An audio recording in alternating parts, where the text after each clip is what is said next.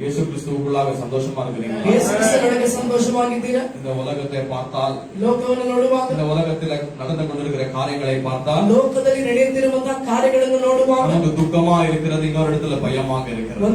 ಒಂದು ಭಾಗದಲ್ಲಿ ನಮಗೆ ದುಃಖವಿದ್ದರೂ ಇನ್ನೊಂದು ಭಾಗದಲ್ಲಿ ನಮಗೂ ಕೂಡ ಭಯವಿದೆ. இல்லையா? எதற்காக?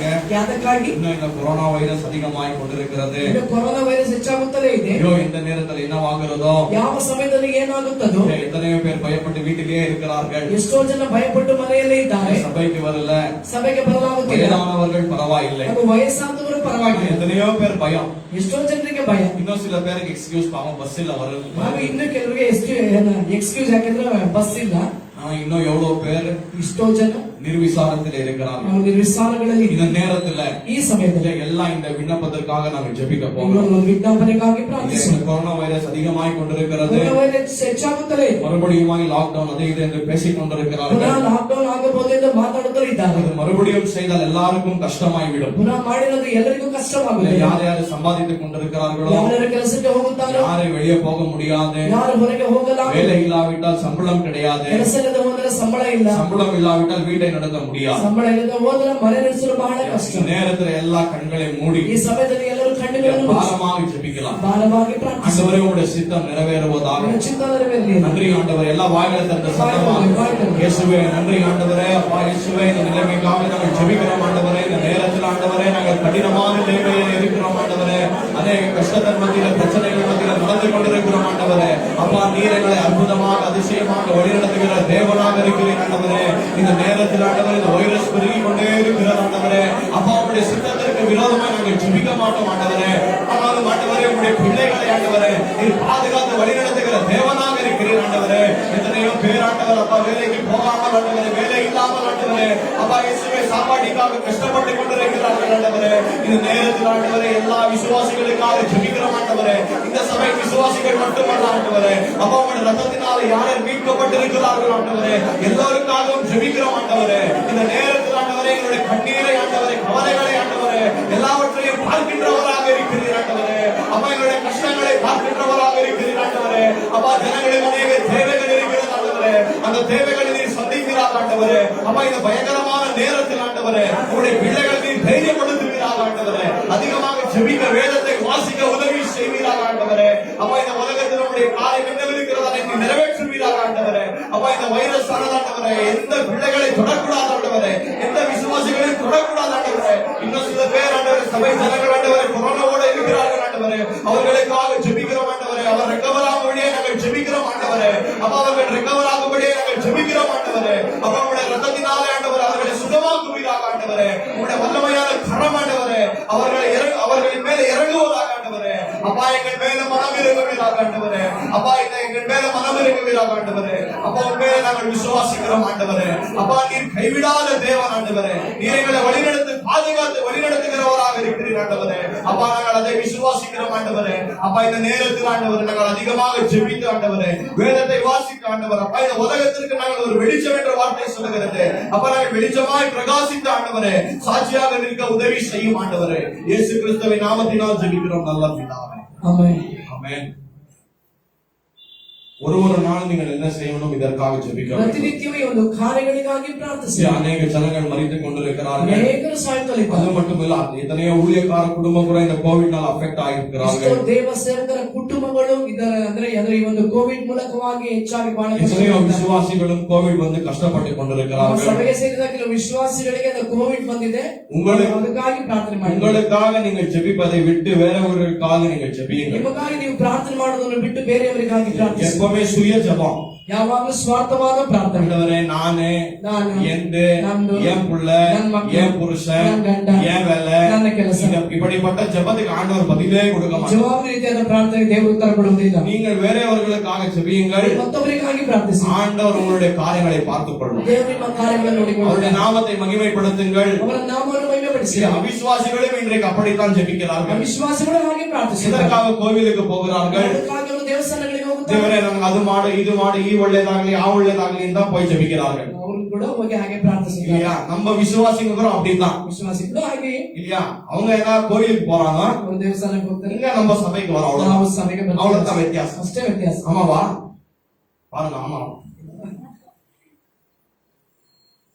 இல்லையா? நமக்கும் அவிசுவாசிகளுக்கும் அநேக வித்தியாசம் இருக்கு. ನಮಗೂ ಅವಿಶ್ವಾಸಿಗಳಿಗೂ ಹೆಚ್ಚಾದ ವ್ಯತ್ಯಾಸ ಉಂಟು. நாங்கள் அவருடைய மகிமைக்காக நாங்கள் காரியங்களை செய்ய வேண்டும். ನಾವು ಅವರ ಮಹಿಮೆಗಾಗಿ ಕಾರ್ಯಗಳನ್ನು ಮಾಡಬೇಕು. அவருடைய நாமம் மகிமைப்படும்படியாய் நாங்கள் ஜெபிக்க வேண்டும். ಅವರ ನಾಮದ ಮಹಿಮೆ ಹೊಂದುವುದಕ್ಕಾಗಿ ನಾವು ಪ್ರಾರ್ಥಿಸಬೇಕು. எப்பொழுது நாங்கள் ஆண்டவருடைய நாமத்தை மகிமைப்படுத்துகிறோமோ, ಯಾವಾಗ ನಾವು ದೇವರ ನಾಮವನ್ನು ಮಹಿಮೆಪಡಿಸುತ್ತೇವೆ, அவருடைய சித்தத்தின் பிரகாரமாய் ஜெபிக்கிறோமோ, ಅವರ ಚಿತ್ತದ ಪ್ರಕಾರವಾಗಿ ಪ್ರಾರ್ಥಿಸುತ್ತೇವೆ, ஆண்டவர் உங்களையும் உங்களுடைய குடும்பத்தை கண்டிப்பாக வழி நடத்துவார். ದೇವರು ನಿಮ್ಮನ್ನು ನಿಮ್ಮ ಕುಟುಂಬವನ್ನು ದೇವರು ನಡೆಸುತ್ತಾರೆ. நம்ம உயிருள்ள இயேசு கிறிஸ்துவை ஆராதித்துக் கொண்டிருக்கிறோம், மரித்த இயேசு கிறிஸ்துவை ஆராதிக்கவில்லை. ನಾವು ಜೀವವುಳ್ಳ ಯೇಸುವನ್ನು ಆರಾಧನೆ ಮಾಡುತ್ತಲಿದ್ದೇವೆ, ಸತ್ತಂತ ಯೇಸುವನ್ನು ಅಲ್ಲ. அப்போ இந்த நேரத்தில் நீங்கள் அதிகமாக ஜெபிக்க ಈ வேண்டும், ಸಮಯದಲ್ಲಿ ನೀವು ಹೆಚ್ಚಾಗಿ ಪ್ರಾರ್ಥಿಸಬೇಕು, அதிகமாக வார்த்தை வாசிக்க வேண்டும். ಹೆಚ್ಚಾಗಿ ವಾಕ್ಯವನ್ನು ಓದಬೇಕು.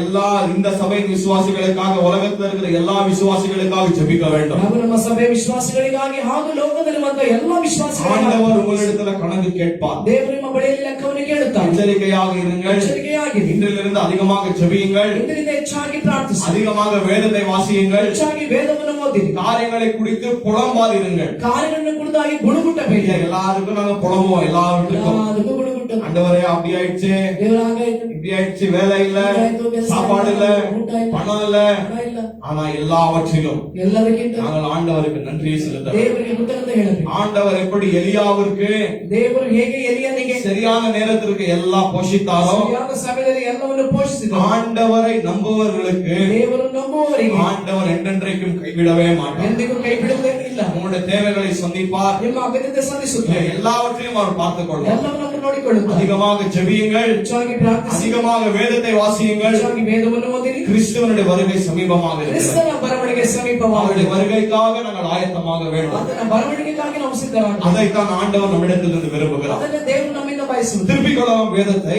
ವೇದವನ್ನು ತಿರುಗಿಸುವ யோவானுக்கு எழுதிய சுவிசேஷம் ಯೋಹಾನನಿಗೆ ಬರೆದ ಸುವಾರ್ತೆ 15வது அதிகாரம் 15ನೇ ಅಧ್ಯಾಯ 1லிருந்து 6வது வசனம் வரைக்கும் வாசிக்கலாம். 1ರಿಂದ 6ನೇ ವಚನದವರೆಗೂ ನೋಡೋಣ. The Gospel according to John chapter 15 verse 1 to 6.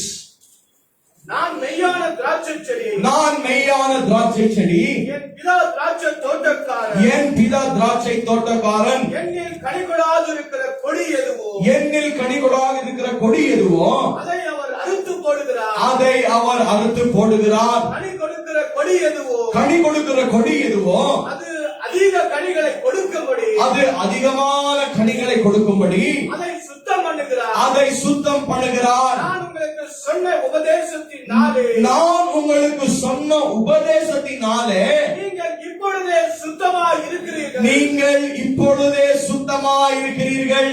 என்னில் நிலைத்திருங்கள், என்னில் நிலைத்திருங்கள், நானும் உங்களில் நிலைத்திருப்பேன். நானும் உங்களில் நிலைத்திருப்பேன்.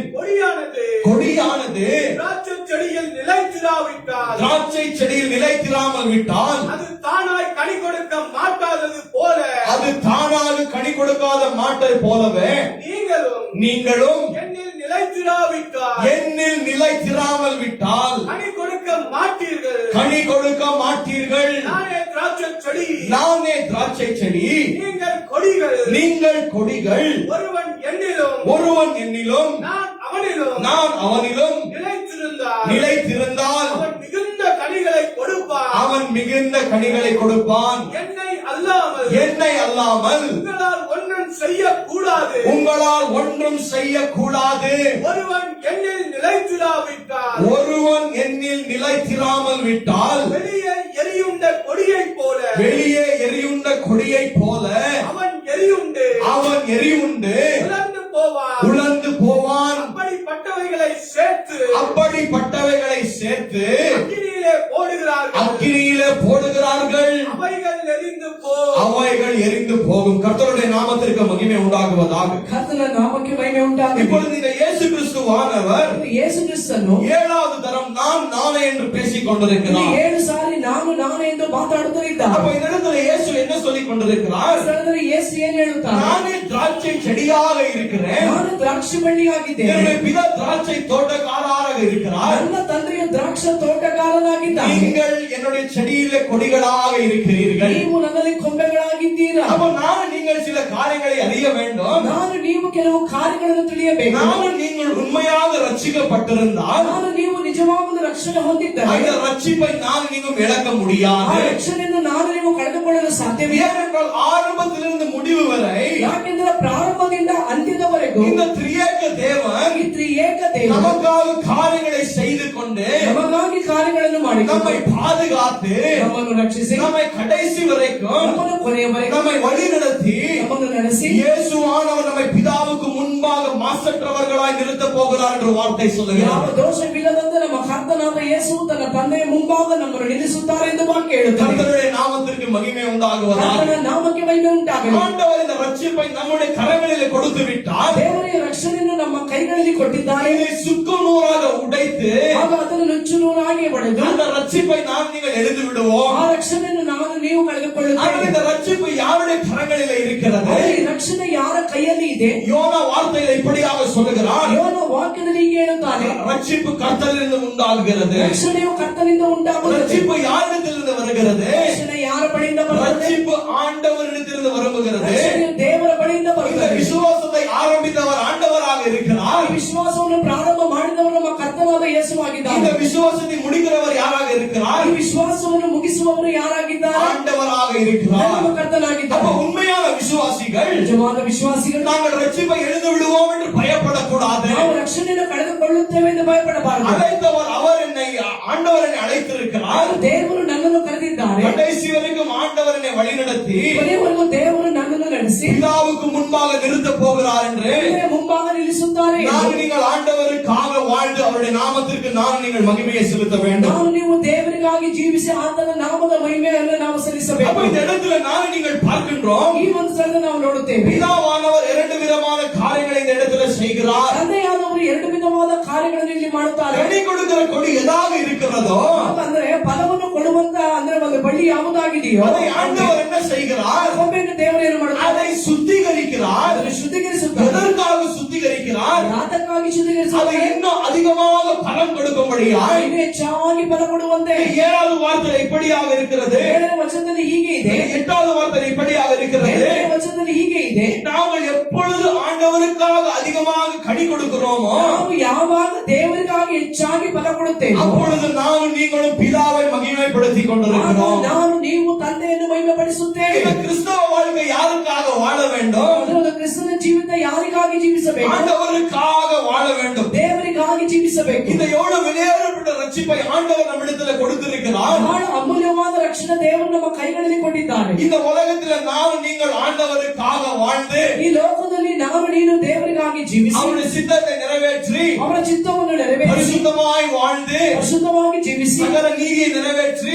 ಸಕಲ ನೀತಿಯನ್ನು ನೆರವೇರಿಸಿ எல்லா விதமான நற்கிரியைகளில் நடந்து ಎಲ್ಲಾ ವಿಧವಾದ ಒಳ್ಳೆಯ ಕ್ರಿಯೆಗಳಲ್ಲಿ ನಡೆದು கடைசியாக நான் நீங்களும் ஆண்டவருடைய ராஜ்யத்திற்குள்ளாக பிரவேசிக்க போகிறோம். ಹಾಗೂ ಕೊನೆಯದಾಗಿ ನಾನು ನೀವು ದೇವರ ರಾಜ್ಯದೊಳಗೆ ಪ್ರವೇಶ ಮಾಡುತ್ತೇವೆ. ஆண்டவரை நான் நீங்கள் முகமுகமாக தரிசிக்க போகிற நாளுக்காக நான் நீங்கள் காத்துக் கொண்டிருக்கிறோம். ದೇವರನ್ನು ಮುಖಮುಖವಾಗಿ ನಾವು ದರ್ಶಿಸುವಂತ ಆ ಒಂದು ದಿವಸಕ್ಕಾಗಿ ನಾವು இந்த ಕಾಯುತ್ತಲಿದ್ದೇವೆ. உலகமும் உலகத்திற்குரிய காரியங்களும் அழிந்து கொண்டிருக்கிறது. ಈ ಲೋಕವು ಲೋಕದಲ್ಲಿರುವಂತಹ ಕಾರ್ಯಗಳನ್ನು ನಾಶವಾಗುತ್ತದೆ. ஆனால் தேவனுடைய ராஜ்யம் என்றென்றைக்கும் நிலை நிற்கும். ಆದರೆ ದೇವರ ರಾಜ್ಯ ಎಂದೆಂದು ನೆಲೆಯಾಗಿ இந்த ನಿಲ್ಲುತ್ತದೆ. ராஜ்யத்திற்கு சேர்ந்த பிள்ளைகளாக இருக்கிறோம். ಈ ರಾಜ್ಯಕ್ಕೆ ಸೇರಿದಂತಹ ಮಕ್ಕಳಾಗಿದ್ದೇವೆ. அப்போ பிதா நம்மிடத்திலிருந்து என்ன விரும்புகிறார்? ಆಗ ತಂದೆಯು ನಮ್ಮ ಬಳಿಯಿಂದ ಏನನ್ನು ಬಯಸುತ್ತಾರೆ? எல்லாவற்றிலும் அவருக்கு மகிமை செலுத்தும்படியாய் ಎಲ್ಲದರಲ್ಲೂ ಆತನಿಗೆ ಮಹಿಮೆ ಸಲ್ಲಿಸುವಂತೆ. பவுல் சொல்லுகிறார், ಪೌಲ್ ಹೇಳ್ತಾನೆ, நீங்கள் புசித்தாலும் ನೀವು ತಿಂದರು, நீங்கள் குடித்தாலும் ನೀವು ಕುಡಿದರು, நீங்கள் எதை செய்தாலும் ಏನೇ ಮಾಡಿದರು அவருடைய நாம மகிமைக்காக செய்யுங்கள். ಅವರ ನಾಮದ ಮಹಿಮೆಗಾಗಿ ಮಾಡಿರಿ. இல்ல, பவுல் இப்படியாக சொல்லவில்லை. ಪೌಲಿಗೆ ಹೇಳಲಿಲ್ಲ, நீங்கள் புசித்தாலும் ತಿಂದರು, குடித்தாலும் ಕುಡಿದರು, எதை செய்தாலும் ಏನೇ ಮಾಡಿದರು, உங்களோட திருப்திக்காக செய்யுங்கள் என்று சொல்லவில்லை. ನಿಮ್ಮ ತೃಪ್ತಿಗಾಗಿ ಮಾಡಿರಿ ಎಂದು ಅಲ್ಲ, ஆனால் பிதாவுடைய நாமத்தை மகிமைப்படுத்துங்கள். ತಂದೆಯ ನಾಮವನ್ನು ಮಹಿಮೆಪಡಿಸಿರಿ, ஆண்டவருடைய நாமத்தை மகிமைப்படுத்துங்கள். ದೇವರ ನಾಮವನ್ನು ಮಹಿಮೆಪಡಿಸಿರಿ. அப்போ ஒரு விசுவாசி யார் என்றால் ಒಂದು ವಿಶ್ವಾಸಿ ಯಾರು? அவன் ஆண்டவரையும் ಅವನು ದೇವರನ್ನು அவருடைய மகிமையை நேசிக்கக்கூடிய மனுஷனாக இருப்பான். ಅವನ ಮಹಿಮೆಯನ್ನು ಪ್ರೀತಿಸುವಂತ ಮನುಷ್ಯನಾಗಿ அவன் எல்லாவற்றிலும் ಅವನು ಎಲ್ಲದರಲ್ಲೂ ஆண்டவருக்கு மகிமை செலுத்துகிறவனாக காணப்படுவான். ದೇವರಿಗೆ ಮಹಿಮೆ ಸಲ್ಲಿಸುವವನಾಗಿ ಕಾಣಲ್ಪಡುತ್ತಾನೆ. ஆண்டவர் பார்த்தீர்கள் என்றால் ದೇವರನ್ನು ನೋಡಿದರೆ அவர் பயங்கரமாக வைராகியம் உள்ளவர் என்ற வார்த்தை ಅವರು சொல்லுகிறது. ಭಯಂಕರವಾಗಿ ವೈರಾಗ್ಯ ಉಳ್ಳವರಿಂದ ವಾಕ್ಯ ಹೇಳುತ್ತದೆ. அவருடைய மகிமையை அவர் யாருக்கும் கொடுக்க மாட்டார். ಅವರ ಮಹಿಮೆಯನ್ನು ಅವರು ಯಾರಿಗೂ ಸಲ್ಲಿಸುವುದಿಲ್ಲ. பிசாசானவன் அந்த மகிமை திருட பார்த்தான். ಪಿಶಾಚಿಯಾದ ನಾವೊಂದು ಮಹಿಮೆಯನ್ನು ಕದಿಯುವಂತೆ ನೋಡಿ, ஆண்டவர் அவனை பரலோகத்திலிருந்து அடித்து துரத்தி விட்டார். ದೇವರು ಅವನನ್ನು ಪರಲೋಕದಿಂದ ಕೆಳಗೆ ತಳ್ಳಿದನು. அதற்கு பின்பு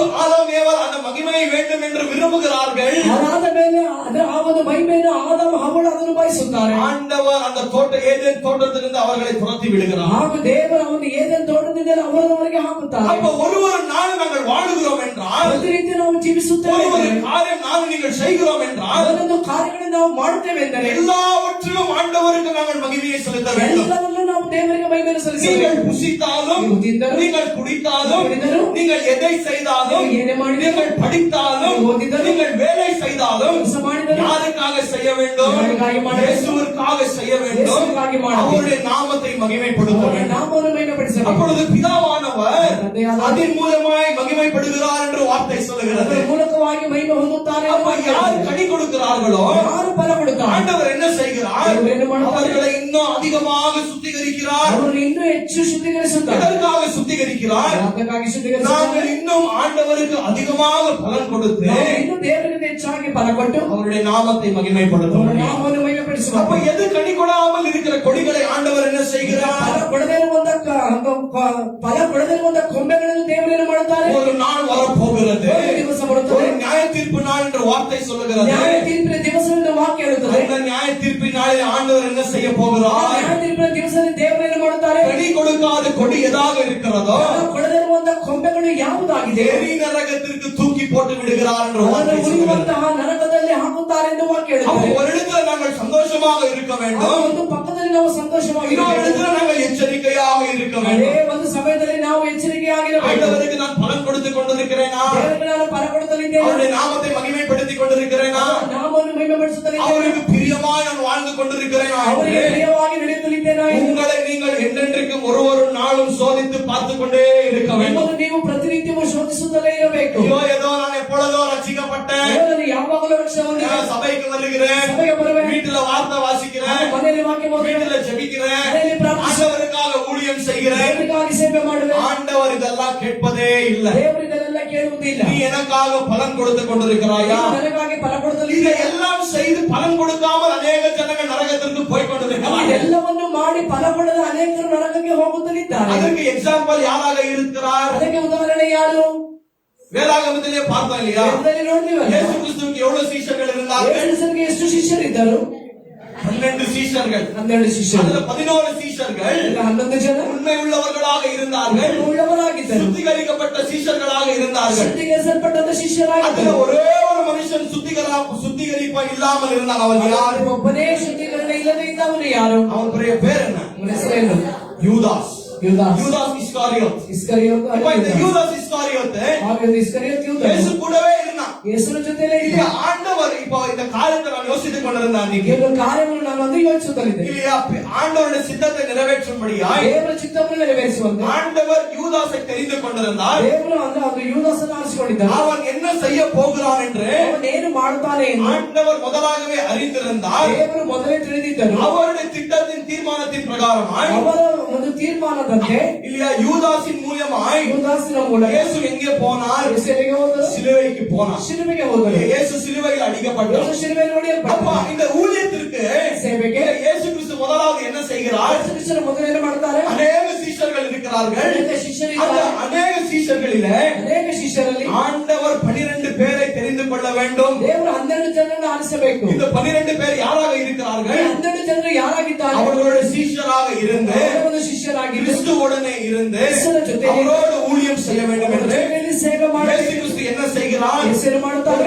ராத்திரி நேரத்துல மலையின் மேல் போய் ஜெபித்துக் கொண்டே இருக்கிறார். ಸಮಯದಲ್ಲಿ ಆತನು ಬೆಟ್ಟದ ಮೇಲೆ ಹೋಗಿ ಪ್ರಾರ್ಥಿಸುತ್ತಾರೆ. பிதாவே, ತಂದೆಯೇ, உம்முடைய சித்தம் நிறைவேற வேண்டும். ನಿನ್ನ ಚಿತ್ತ ನೆರವೇರಬೇಕು. ஊழியத்திற்காக யாரை ஏற்படுத்த வேண்டும் என்று ಸೇವೆಗಾಗಿ ಯಾರನ್ನೆಲ್ಲ ಏರ್ಪಡಿಸಬೇಕು. என்னிடத்துல பேசும் என்று ஆண்டவராக இயேசு கிறிஸ்து ஜெபித்தார். ನನ್ನ ಬಳಿಯಲ್ಲಿ ಮಾತನಾಡಿದ ಕರ್ತನಾದ ಯೇಸು ಪ್ರಾರ್ಥಿಸಿದರು. அந்த நேரத்துல ಆ ಸಮಯದಲ್ಲಿ ஆண்டவர் யாரை அந்த இடத்துல ஏற்படுத்தினார்? ದೇವರಲ್ಲಿ ಅಂದ್ರೆ ದೇವರಲ್ಲಿ ಯಾರನ್ನೆಲ್ಲ ಏರ್ಪಡಿಸಿದರು? இந்த 12 சீஷர்கள் 12 ಶಿಷ್ಯರು கிறிஸ்துவை தேடி போனார்களா? ಕ್ರಿಸ್ತನೊಂದಿಗೆ ಹೋದರ? இல்ல. ಇಲ್ಲ. இயேசு அவர்களை தேடி போகிறார். ಯೇಸು ಅವರೊಂದಿಗೆ ಹೋದರು. அப்ப இயேசு சீமோன் பேதுருவை கூப்பிடுகிறார். ಆಗ ಯೇಸು ಸೀಮೋನ್ ಪೇತ್ರನನ್ನು அந்திரேயுவை கூப்பிடுகிறார். ಅಂದ್ರೆಯನ್ನು ಕರೆಯುತ್ತಾರೆ. இங்க யோவானை கூப்பிடுகிறார். ಯೋಹಾನನನ್ನು ಕರೆಯುತ್ತಾರೆ. யாக்கோபை கூப்பிடுகிறார். ಯಾಕೋಬನನ್ನು ಕರೆಯುತ್ತಾರೆ. அதை போலவே யூதாசையும் ஆண்டவர் தெரிந்து கொள்கிறார். ಹಾಗೆಯೇ ಯೂದಾಸನ್ನು ಕೂಡ ದೇವರು ಆರಿಸಿಕೊಳ್ಳುತ್ತಾನೆ. எதற்காக தெரிந்து கொள்கிறார்? ಯಾತಕ್ಕಾಗಿ ಅನಿಸುತ್ತದೆ? ஆண்டவருக்கு முதலே தெரியும் இவன் யார் என்று. ದೇವರಿಗೆ ಮೊದಲೇ ಗೊತ್ತು ಇವನು ಯಾರು ಎಂದು. ஆண்டவர் எதற்காக இவனை ஏற்படுத்திக் கொள்கிறார்? ದೇವರು ಯಾತಕ್ಕಾಗಿ ಇವನನ್ನು ಏರ್ಪಡಿಸುತ್ತಾನೆ? ಮಾಡ್ತಾರೆ, அவருக்காக ஊழியம் செய்யும்படியாக. ಅವರಿಗಾಗಿ ಸೇವೆ ಮಾಡುವ இந்த மனுஷன் கிறிஸ்துவுடனே இருக்கிறான். ಈ ಮನುಷ್ಯನ ಕ್ರಿಸ್ತನ ಜೊತೆಲೇ ಇದ್ದಾನೆ. காலையில ராத்திரி எல்லா நேரத்திலும் கிறிஸ்துவுடனே இருக்கிறான். ಬೆಳಗ್ಗೆ ರಾತ್ರಿ ಎಲ್ಲಾ ಸಮಯದಲ್ಲೂ இங்கே ಕ್ರಿಸ್ತನ ಜೊತೆ இயேசு ಇದ್ದಾನೆ. கிறிஸ்துவிடத்தில் வருகிற பணமெல்லாம் யாரிடத்தில் இருந்தது? யூதாசிடத்தில் இருந்தது. ಯೇಸು ಕ್ರಿಸ್ತನಿಗೆ ಅಂದ್ರೆ ಯೇಸು ಕ್ರಿಸ್ತನಿಗೆ ಬರಬೇಕಂತ ಅವನ ಹಣದ ಚೀಲ ಯಾರ ಬಳಿಯಲ್ಲಿ ಇದ್ದದ್ದು ಅಂದ್ರೆ ಅವನು ಯೂದಾಸನ ಬಳಿಯಲ್ಲೇ ಇತ್ತು. இந்த யூதாஸ் என்ன செய்கிறான்? ಯೂದಾಸ್ ಏನು ಮಾಡಿದ? போய் சுவிசேஷத்தை பிரசங்கிக்கிறான். ವಿಶ್ವಾಸ ಪ್ರಸಂಗ ಮಾಡಿದ. இவர் போய் பிரசங்கம் செய்து கொண்டிருக்கிறார். ಹೋಗಿ ಪ್ರಸಂಗ ಮಾಡಿದ್ರೆ மனம் திரும்புங்கள், ಮನ ತಿರುಗಿರಿ, தேவனுடைய ராஜ்யம் சமீபமாக இருக்கிறது. ದೇವರ ರಾಜ್ಯ ಸಮೀಪವಾಗಿದೆ. அநேக ஜனங்கள் கிறிஸ்துவிடத்தில் வருகிறார்கள். ಅನೇಕ ಕ್ರಿಸ್ತನ ಬಳಿಗೆ ಬರ್ತಾರೆ. போய் அநேக ஜனங்களுக்கு ஜெபிக்கிறான். ಅನೇಕರಿಗೆ ಪ್ರಾರ್ಥಿಸುತ್ತಾರೆ. வியாதி குணமாகிறது. ವ್ಯಾಧಿ ಗುಣವಾಯಿತು. வியாதியஸ்தர்கள் எழும்புகிறார்கள். ವ್ಯಾಧಿಸ್ಥರು ಹೇಳುತ್ತಾರೆ. அநேக காரியம் இந்த யூதாஸ் செய்கிறான். ಅನೇಕ ಕಾರ್ಯವನ್ನು ಈ போய் பிசாசை துரத்துகிறான். ದೆವ್ವಗಳನ್ನು ಓಡಿಸಿ பிசாசு ஓடுகிறது. ದೆವ್ವಗಳು ಓಡುತ್ತವೆ. எல்லா காரியங்களையும் யூதாஸ் செய்கிறான். ಎಲ್ಲವನ್ನು ಯೂದಾಸ್ ಮಾಡಿದ. இந்த 11 சீஷர்கள் என்ன செய்தார்களோ 11 ಜನ ಏನು ಮಾಡಿದರು? யூதாசும் எல்லாம் செய்கிறான். ಯೂದಾಸು ಎಲ್ಲ ಮಾಡಿದ. ஆனால் ஆண்டவர் என்ன சொல்லுகிறார்? ದೇವರು ಏನು ಮಾಡ್ತಾನೆ? இவன் ஆண்டவரால் தெரிந்து கொள்ளப்படவில்லை. ಆದರೆ ಇವನು ದೇವರಿಂದ ಆರಿಸಲ್ಪಡಲಿಲ್ಲ. இதற்காக தெரிந்து கொள்ளப்படவில்லை. ಆರಿಸಲ್ಪಡಲಿಲ್ಲ. ரட்சிப்பிற்காக தெரிந்து கொள்ளப்படவில்லை. ರಕ್ಷಣೆಗಾಗಿ ಆರಿಸಲ್ಪಡಲಿಲ್ಲ. இன்றைக்கு அநேக ஜனங்கள் சபைகளிலே யூதாசை போல இருக்கிறார்கள். ಈಗ ಅನೇಕ ಜನಗಳು ಯೂದಾಸನ ಹಾಗೆ ಸಭೆಯಲ್ಲಿ ಇದ್ದಾರೆ. ஆண்டவருக்காக ஊழியம் செய்கிறார்கள். ದೇವರಿಗಾಗಿ ಸೇವೆ ಮಾಡ್ತಾರೆ. பேய்களை துரத்துகிறார்கள். ದೆವ್ವಗಳನ್ನು ಓಡಿಸುತ್ತಾರೆ. பிசாசுகளை துரத்துகிறார்கள். ಪಿಶಾಚಿಗಳನ್ನು ಓಡಿಸುತ್ತಾರೆ. வியாதியஸ்தரை குணமாக்குகிறார்கள். ವ್ಯಾಧಿಯನ್ನು ಗುಣಪಡಿಸುತ್ತಾರೆ. அந்நிய பாஷைகளிலே பேசுகிறார்கள். ಅನ್ಯ ಭಾಷೆಗಳನ್ನು ಮಾತಾಡುತ್ತಾರೆ. ஏராளமான ஊழியங்களை செய்கிறார்கள். ಏರಳವಾಗಿ ಸೇವೆ ಮಾಡ್ತಾರೆ. ஆனால் கடைசியாக யூதாசை போல நரகத்திற்கு போய்விடுகிறார்கள். ಕೊನೆಯದಾಗಿ ಯೂದಾಸನ ಹಾಗೆ ನರಕಕ್ಕೆ ಹೋಗುತ್ತಾರೆ. ஏனென்றால் யூதாசுக்குள்ளாக மனம் திரும்புவதில்லை. ಯಾಕೆಂದ್ರೆ ಆ ಒಂದು ಯೂದಾಸ್ ಒಳಗೆ ಮಾನಸಂತಾನ ಇಲ್ಲ. அவன் பிரசங்கித்தான். ಅವನು ಪ್ರಸಂಗ ஆனால் ಮಾಡಿದ. அவனே மனம் திரும்பவில்லை. ಆದರೆ ಅವನೇ ಮನ அவன் ತಿರುಗಲಿಲ್ಲ. பிசாசை ஓட்டினான். ಅವನು ದೆವ್ವ ಓಡಿಸಿದ. ஆனால் இவன் மனம் திரும்பவில்லை. ಆದರೆ ಅವನು ಮನ ತಿರುಗಲಿಲ್ಲ. அற்புதங்களை அடையாளங்களை செய்கிறான். ಅದ್ಭುತ ಸೂಚಕ ಕಾರ್ಯ ಮಾಡಿದ. ஆனால் இவன் பாவத்திலிருந்து மனம் திரும்பவில்லை. ಆದರೆ ಇವನು ಪಾಪದಿಂದ ಮನ ತಿರುಗಲಿಲ್ಲ. ஏனென்றால் ಯಾಕೆಂದರೆ வார்த்தை சொல்லுகிறது, ವಾಕ್ಯ ಹೇಳುತ್ತದೆ, ஆண்டவர் இந்த 11 பேரை ரட்சிப்பிற்கென்று தெரிந்து கொண்டிருந்தார். ದೇವರು ಇವನು 11 ಜನರನ್ನು ರಕ್ಷಣೆಗೆ ಆರಿಸಿದರು. யூதாசை அவனுடைய பாவத்திலே ஆண்டவர் விட்டு விட்டார். ಯೂದಾಸನು ಅವನ ಪಾಪದಲ್ಲಿ ಹಾಗೆ ದೇವರು ಬಿಟ್ಟು அப்ப ಬಿಟ್ಟರು. இந்த இடத்துல பார்த்தீர்கள் ಈ என்றால் ಸ್ಥಳದಲ್ಲಿ ನೋಡುವ இயேசு யாரை குறித்து பேசிக் கொண்டிருக்கிறார்? ಯೇಸು ಯಾರ ಕುರಿತು இந்த ಮಾತಾಡುತ್ತಾರೆ? சுத்திகரிக்கப்பட்ட கொடி யாராக இருக்கிறார்கள்? ಇದರಲ್ಲಿ ಶುದ್ಧೀಕರಿಸಲ್ಪಟ್ಟಂತ ಕೊಂಬೆಗಳು இந்த ಯಾರಾಗಿದ್ದಾರೆ? 11 சீஷர்களாக இருக்கிறார்கள். 11 ಶಿಷ್ಯರಾಗಿದ್ದಾರೆ. கனி கொடுக்காத கொடி எதாக இருக்கிறது? ಫಲ ಕೊಡದೇ ಇರುವಂತ ಒಂದು ಕೊಂಬೆ ಯಾವುದಾಗಿದೆ? யூதாசின் கொடியாக ಅದು இருக்கிறது. ಯೂದಾಸನ ಕೊಂಬೆಯಾಗಿದೆ. அப்பொழுது ஆண்டவர் இந்த இடத்துல என்ன சொல்லுகிறார்? ದೇವರಲ್ಲಿ ಏನು ಮಾಡುತ್ತಾರೆ? நான் இந்த யூதாசு கொண்டுகளை ಇವನೊಂದು ಯೂದಾಸ್ ರೀತಿಯಲ್ಲಿರುವ நான் என்ன ಕೊಂಬೆಗಳನ್ನು செய்கிறேன்? ಏನು ಮಾಡುವ? அதை வெட்டுண்டு ಅದನ್ನು ಕತ್ತರಿಸಿ எரிந்து விடுகிறேன் என்று ಅದನ್ನು ಬಿಸಾಕುವೆ. ஆண்டவராக இயேசு கிறிஸ்து சொல்லிக் ಕರ್ತನಾದ கொண்டிருக்கிறார். ಯೇಸು ಹೇಳುತ್ತಾರೆ, அப்ப யூதாசுக்கும் இந்த 11 சீஷர்களுக்கும் என்ன வித்தியாசம் என்றால், ಅದು ಯೂದಾಸಿನ 11 ಶಿಷ್ಯರಿಗೆ ಏನು ವ್ಯತ್ಯಾಸ? இவர்கள் கனி கொடுத்து கொண்டிருந்தார்கள். ಇವರು ಕೂಡ ಫಲ ಕೊಡುತ್ತಾ ಇದ್ದರು. யூதாஸ் கனி கொடுக்காமல் இருந்தார். ಅದು ಯೂದಾಸ್ ಫಲ ಕೊಡದೇ ಇದ್ದ. இன்றைக்கு அதை போலவே ಅದರ ಹಾಗೆ சபையில 2 விதமான ஜனங்கள் இருக்கிறார்கள். ಸಭೆಯಲ್ಲಿ 2 ವಿಧವಾದ ಜನಗಳಿದ್ದಾರೆ. 2 விதமான விசுவாசிகள் 2 இருக்கிறார்கள். ವಿಧವಾದ ವಿಶ್ವಾಸಿಗಳಿದ್ದಾರೆ. உண்மையான கிறிஸ்தவர்கள், ನಿಜವಾದ ಕ್ರೈಸ್ತರು, பெயர் கிறிஸ்தவர்கள், ಹೆಸರಿಗೆ கனி ಕ್ರೈಸ್ತರು, கொடுக்கிற விசுவாசிகள், ಫಲ ಕೊಡುವ ವಿಶ್ವಾಸಿ, கனி கொடுக்காத பெயர் ಫಲ கிறிஸ்தவர்கள். ಕೊಡದಿರುವಂತ ಹೆಸರಿಗೆ ಅಲ್ಲವಾದ ಕ್ರೈಸ್ತರು. அப்போ கனி கொடுக்கிறவர்கள் எங்கே போகிறார்கள்? ಫಲ ಕೊಡುವವರು ಎಲ್ಲಿಗೆ ಹೋಗುತ್ತಾರೆ? பரலோகத்திற்கு போகிறார்கள். ಪರಲೋಕಕ್ಕೆ ಹೋಗುತ್ತಾರೆ. கனி கொடுக்காதவர்கள் எங்கே ಫಲ போகிறார்கள்? ಕೊಡದಿರುವವರು ಎಲ್ಲಿಗೆ ಹೋಗುತ್ತಾರೆ? நரகத்திற்கு போய் விடுகிறார்கள். ನರಕಕ್ಕೆ ಹೋಗುತ್ತಾರೆ. கர்த்தருடைய நாமத்திற்கு மகிமை உண்டாகுவதாக ನಾಮಕ್ಕೆ ಮಹಿಮೆ. நான் நீங்கள் எச்சரிக்கையாக இருக்க வேண்டும். ನೀವು ಎಚ್ಚರಿಕೆಯಾಗಿ இந்த ரட்சிப்பு என்பது ರಕ್ಷಣೆ ಎನ್ನುವುದು ஏதோ ஒரு விளையாட்டான காரியம் அல்ல. ರಕ್ಷಣೆ ಎನ್ನುವುದು ಏನೋ ಒಂದು ಆಟ ಆಡುವಂತ ಅಲ್ಲ. இயேசு கிறிஸ்து வந்து ಯೇಸು ಕ್ರಿಸ್ತ ஏதோ ஒரு விளையாட்டு பொருள் அல்ல. ಆದ್ರೆ ಅವರನ್ನ ಆಟ ಆಡುವಂತ ವಸ್ತುವಲ್ಲ. நான் நீங்கள் சீரியஸாக இருக்க வேண்டும். ನಾವು ನೀವು ಈ ಒಂದು ಕಾರ್ಯಗಳಲ್ಲಿ ಬಹಳ ಎಚ್ಚರಿಕೆಯಾಗಿರಬೇಕು. என்னுடைய ஆத்துமா இன்றைக்கு சமாதானத்தில் இருக்கிறதா? ಆತ್ಮದ ಸಮಾಧಾನದಲ್ಲಿದೆ. நான் ஆண்டவரிடத்தில் ஒப்புரவாய் இருக்கிறேனா? ದೇವರ ಜೊತೆ ಐಕ್ಯವಾಗಿದ್ದೇನೆ. ஆண்டவரிடத்தில் சமாதானம் பெற்றுக் கொண்டிருக்கிறேனா? ದೇವರ ಬಳಿಯಿಂದ ಸಮಾಧಾನ ಹೊಂದಿದ್ದೇನೆ. அவருடைய ரத்தத்தினால் நான் கழுவப்பட்டிருக்கிறேனா? ಅವರ ರಕ್ತದಿಂದ ನಾನು நான் ತೊಳೆಯಲ್ಪಟ್ಟಿದ್ದೇನೆ. பரிசுத்தமாய் வாழ்ந்து கொண்டிருக்கிறேனா? ಪರಿಶುದ್ಧವಾಗಿ ಜೀವಿಸುತ್ತಿದ್ದೇನೆ. நீதியான வாழ்க்கை நான் வாழ்ந்து கொண்டிருக்கிறேனா என்று ಹಾಗೂ ನೀತಿಯ ಜೀವಿತ ನಡೆಸುತ್ತಿದ್ದೇನೆ. எங்களை நாங்கள் சோதித்துக் கொள்கிற நாட்களிலே நாம் நீங்கள் வாழ்ந்து கொண்டிருக்கிறோம். ನಾವೇ ಶೋಧಿಸಿಕೊಳ್ಳುವಂತಹ ದಿವಸಗಳಲ್ಲಿ ನಾವು ಇದ್ದೇವೆ. கடினமான நாட்களிலே வாழ்ந்து கொண்டிருக்கிறோம். ಕಠಿಣವಾದ ದಿವಸಗಳಲ್ಲಿ ಇದ್ದೇವೆ. பிசாசானவன் பிசாசியானவன் அநேக பேர் கிறிஸ்தவர்களை இன்றைக்கு சபையில நாட்டிக் கொண்டிருக்கிறான். ಅನೇಕ ಹೆಸರಿಗೆ ಕ್ರೈಸ್ತರನ್ನು ಇನ್ನೂ ಅವನ ಸಭೆಗಳಲ್ಲಿ ನಡೆಸಲಿದ್ದಾನೆ. ஆண்டவர் எப்படி ದೇವರು ಹೇಗೆ உண்மையான விசுவாசிகளை நாட்டிக் கொண்டிருக்கிறாரோ ನಿಜವಾದ ವಿಶ್ವಾಸಿಗಳನ್ನು ಅವರ ಸಭೆಯೊಳಗೆ ನೆಟ್ಟಿದ್ದಾರೋ அதை போலவே பொய்யான விசுவாசிகளை நாட்டிக் கொண்டிருக்கிறார். ಅದೇ ರೀತಿಯಾಗಿ ಪಿಶಾಚರನ್ನು ಸುಳ್ಳಾದ ವಿಶ್ವಾಸಿಗಳನ್ನು ಸಭೆಯೊಳಗೆ ನೆಟ್ಟಿದ್ದಾನೆ. இவர்கள் பார்ப்பதற்கு ஒரே போல இருப்பார்கள். ಹಾಗೂ ಇವರುಗಳು ನೋಡುವುದಕ್ಕೆ ಒಂದೇ ರೀತಿಯಾಗಿ ஜெபிப்பார்கள், வேதத்தை வாசிப்பார்கள், ವೇದ ಓದುತ್ತಾರೆ, சபைகளுக்கு வருவார்கள், ಸಭೆಗೆ ಬರುತ್ತಾರೆ, ಮಾಡುತ್ತಾರೆ, எல்லா காரியங்களை செய்வார்கள். ಎಲ್ಲಾ ಕಾರ್ಯವನ್ನು ಮಾಡುತ್ತಾರೆ. ஆனால் நியாய தீர்ப்பின் நாளிலே ನ್ಯಾಯತೀರ್ಪಿನ ದಿವಸದಲ್ಲಿ யார் உண்மையானவர்கள் என்று அன்றைக்கு மட்டும்தான் நமக்கு தெரியும். ಯಾರು ನಿಜವಾದವರೆಂದು ಅಂದು ಮಾತ್ರ ನಾವು ತಿಳಿಯಲು ಸಾಧ್ಯ. எங்களுடைய ஆத்மாவை நாங்கள் ஏமாற்றிக் கொள்ளக் கூடாது. ಆತ್ಮವನ್ನು ನಾವು ಯಾಮರಿಸಿಕೊಳ್ಳಬಾರದು. நான் நீங்கள் எச்சரிக்கையாக இருக்க வேண்டும். ನಾವು ಎಚ್ಚರಿಕೆಯಾಗಿರಬೇಕು. அப்பொழுது இயேசு என்ன சொல்லுகிறார்? இயேசு ಹೇಳುತ್ತಾರೆ, என் பிதாவானவர் ನನ್ನ ತಂದೆಯಾದ விசுவாசிகளை என்ன செய்கிறார்? ವಿಶ್ವಾಸಿಗಳಿಗೆ அநேக பலன் நீங்கள் கொடுக்கும்படியாய் ಹೆಚ್ಚಾಗಿ ನೀವು ಫಲ ಕೊಡಬೇಕು. ஆண்டவர் உங்களை சுத்திகரிக்கிறார். ದೇವರು ನಿಮ್ಮನ್ನು ಶುದ್ಧೀಕರಿಸುತ್ತಾರೆ. ஆண்டவர் உங்களை சுத்திகரித்து ದೇವರು ನಿಮ್ಮನ್ನು ಶುದ್ಧೀಕರಿಸಿ. இல்லையா? யாக்கி தாவீது என்ன சொல்லியிருக்கிறார்? ದಾವೀದನು ಏನು ಹೇಳಿದ್ದಾನೆ? நான் உபத்திரவப்படுவது நலமாக இருக்கிறது. ನಾನು ಉಪದ್ರವ ಪಡುವುದು ಒಳ್ಳೆಯದು.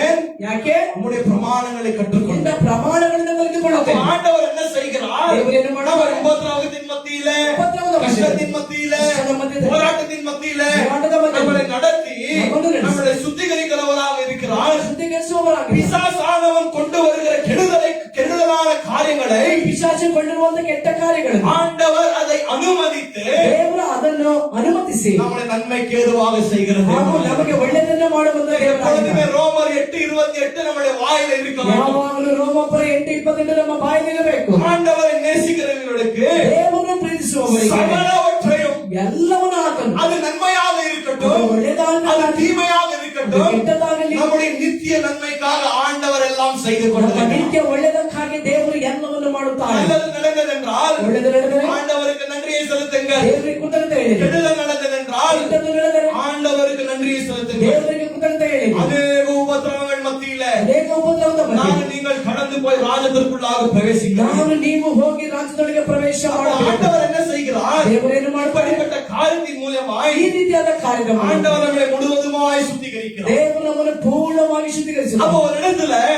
நீங்கள் 13வது அதிகாரம் வாசித்தீர்கள் என்றால் ಅಧ್ಯಾಯ ನೋಡಿದರೆ அந்த இடத்துல இயேசு என்ன செய்கிறார்? ಯೇಸು ಏನು ಮಾಡ್ತಾರೆ? சீஷர்களுக்கு பணிவிடை செய்து கொண்டிருக்கிறார். ಶಿಷ್ಯರಿಗೆ ಸೇವೆ ಮಾಡುತ್ತಾರೆ.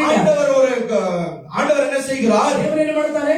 சீஷர்களோட காலை கழுவி ಶಿಷ್ಯರ கொண்டிருக்கிறார். ಕಾಲುಗಳನ್ನು ತೊಳೆಯುತ್ತಾರೆ. அப்பொழுது இயேசு பேதுருவிடத்தில் வருகிறார். ಯೇಸುವಲ್ಲಿ ಪೇತ್ರನ ಬಳಿಗೆ ಬಂದು பேதுரு சொல்லுகிறார், ಪೇತ್ರ ಹೇಳುತ್ತಾರೆ, ஆண்டவரே, ದೇವರೇ, என்னுடைய காலை நீங்கள் கழுவக்கூடாது, ನನ್ನ ಕಾಲುಗಳನ್ನು ತೊಳೆಯಬಾರದು, நான் தகுதி இல்லாதவன். ನಾನು ಯೋಗ್ಯತೆ ಇಲ್ಲ. அப்பொழுது இயேசு சொல்லுகிறார், ಯೇಸು ಹೇಳುತ್ತಾರೆ, நானுடைய பாதங்களை கழுவாமல் விட்டால் ನಾನು ನಿನ್ನ ಕಾಲನ್ನು ತೊಳೆದ ಹೋದರೆ உனக்கும் எனக்கும் ஐக்கியமே இல்லை. ಹಾಗೂ ನಿನಗೆ ನನ್ನಲ್ಲಿ ಪಾಲಿಲ್ಲ நீ ಎಂದು, என்னோட இருக்க முடியாது, ಹಾಗೂ ನೀನು ನನ್ನಲ್ಲಿ நீ ಇರಲಾಗುವುದಿಲ್ಲ, என்னுடைய சீஷனாக இருக்க ನನ್ನ முடியாது. ಶಿಷ್ಯನಾಗಿರಲಾಗುವುದಿಲ್ಲ. பேதுரு சொல்லுகிறார், ಪೇತ್ರ ಹೇಳ್ತಾನೆ, ஆண்டவரே, என்னுடைய கால்கள் மட்டுமல்ல, ನನ್ನ ಕಾಲನ್ನು என்னுடைய ಮಾತ್ರವಲ್ಲ, கைகளை கழுவும், ನನ್ನ ಕೈಗಳನ್ನು, என்னுடைய தலையை கழுவும். ನನ್ನ ತಲೆಯನ್ನು ತೊಳೆ. இப்பொழுது ஆண்டவர் சொல்லுகிறார், ಯೇಸು ಹೇಳುತ್ತಾನೆ, பேதுருவே, ಪೇತ್ರನೇ, நான் உன்னை என்ன செய்திருக்கிறேன்? ನಾನು ಏನು ಮಾಡಿದ್ದೇನೆ? முழுவதுமா சுத்திகரித்திருக்கிறேன். ಪೂರ್ಣವಾಗಿ ಶುದ್ಧಿ நான் உங்க ಮಾಡಿದ್ದೇನೆ. தலையிலிருந்து கால் வரை குளிப்பாட்டிருக்கிறேன். ನಿನ್ನ ತಲೆಯಿಂದ ಕಾಲವರೆಗೆ ನಾನು ಸ್ನಾನ ಮಾಡಿಸಿದ್ದೇನೆ. உனக்கு நான் ரட்சிப்பு கொடுத்திருக்கிறேன். ರಕ್ಷಣೆ ಕೊಟ್ಟಿದ್ದೇನೆ. ஆனால் இந்த இடத்துல இருக்கிற எல்லோரும் சுத்தமில்லை என்று ஆண்டவர் ಆದ್ರೆ சொல்றார். ಈ ಸ್ಥಳದಲ್ಲಿರುವಂತ ಎಲ್ಲರೂ ಶುದ್ಧರಿಲ್ಲ ಅಂತ ಯೇಸು ಹೇಳ್ತಾರೆ. சுத்தமில்லை என்று யாரை குறித்து பேசிக் கொண்டிருக்கிறார்? ಯಾರು ಕುರಿತು ಹೇಳುತ್ತಾರೆ?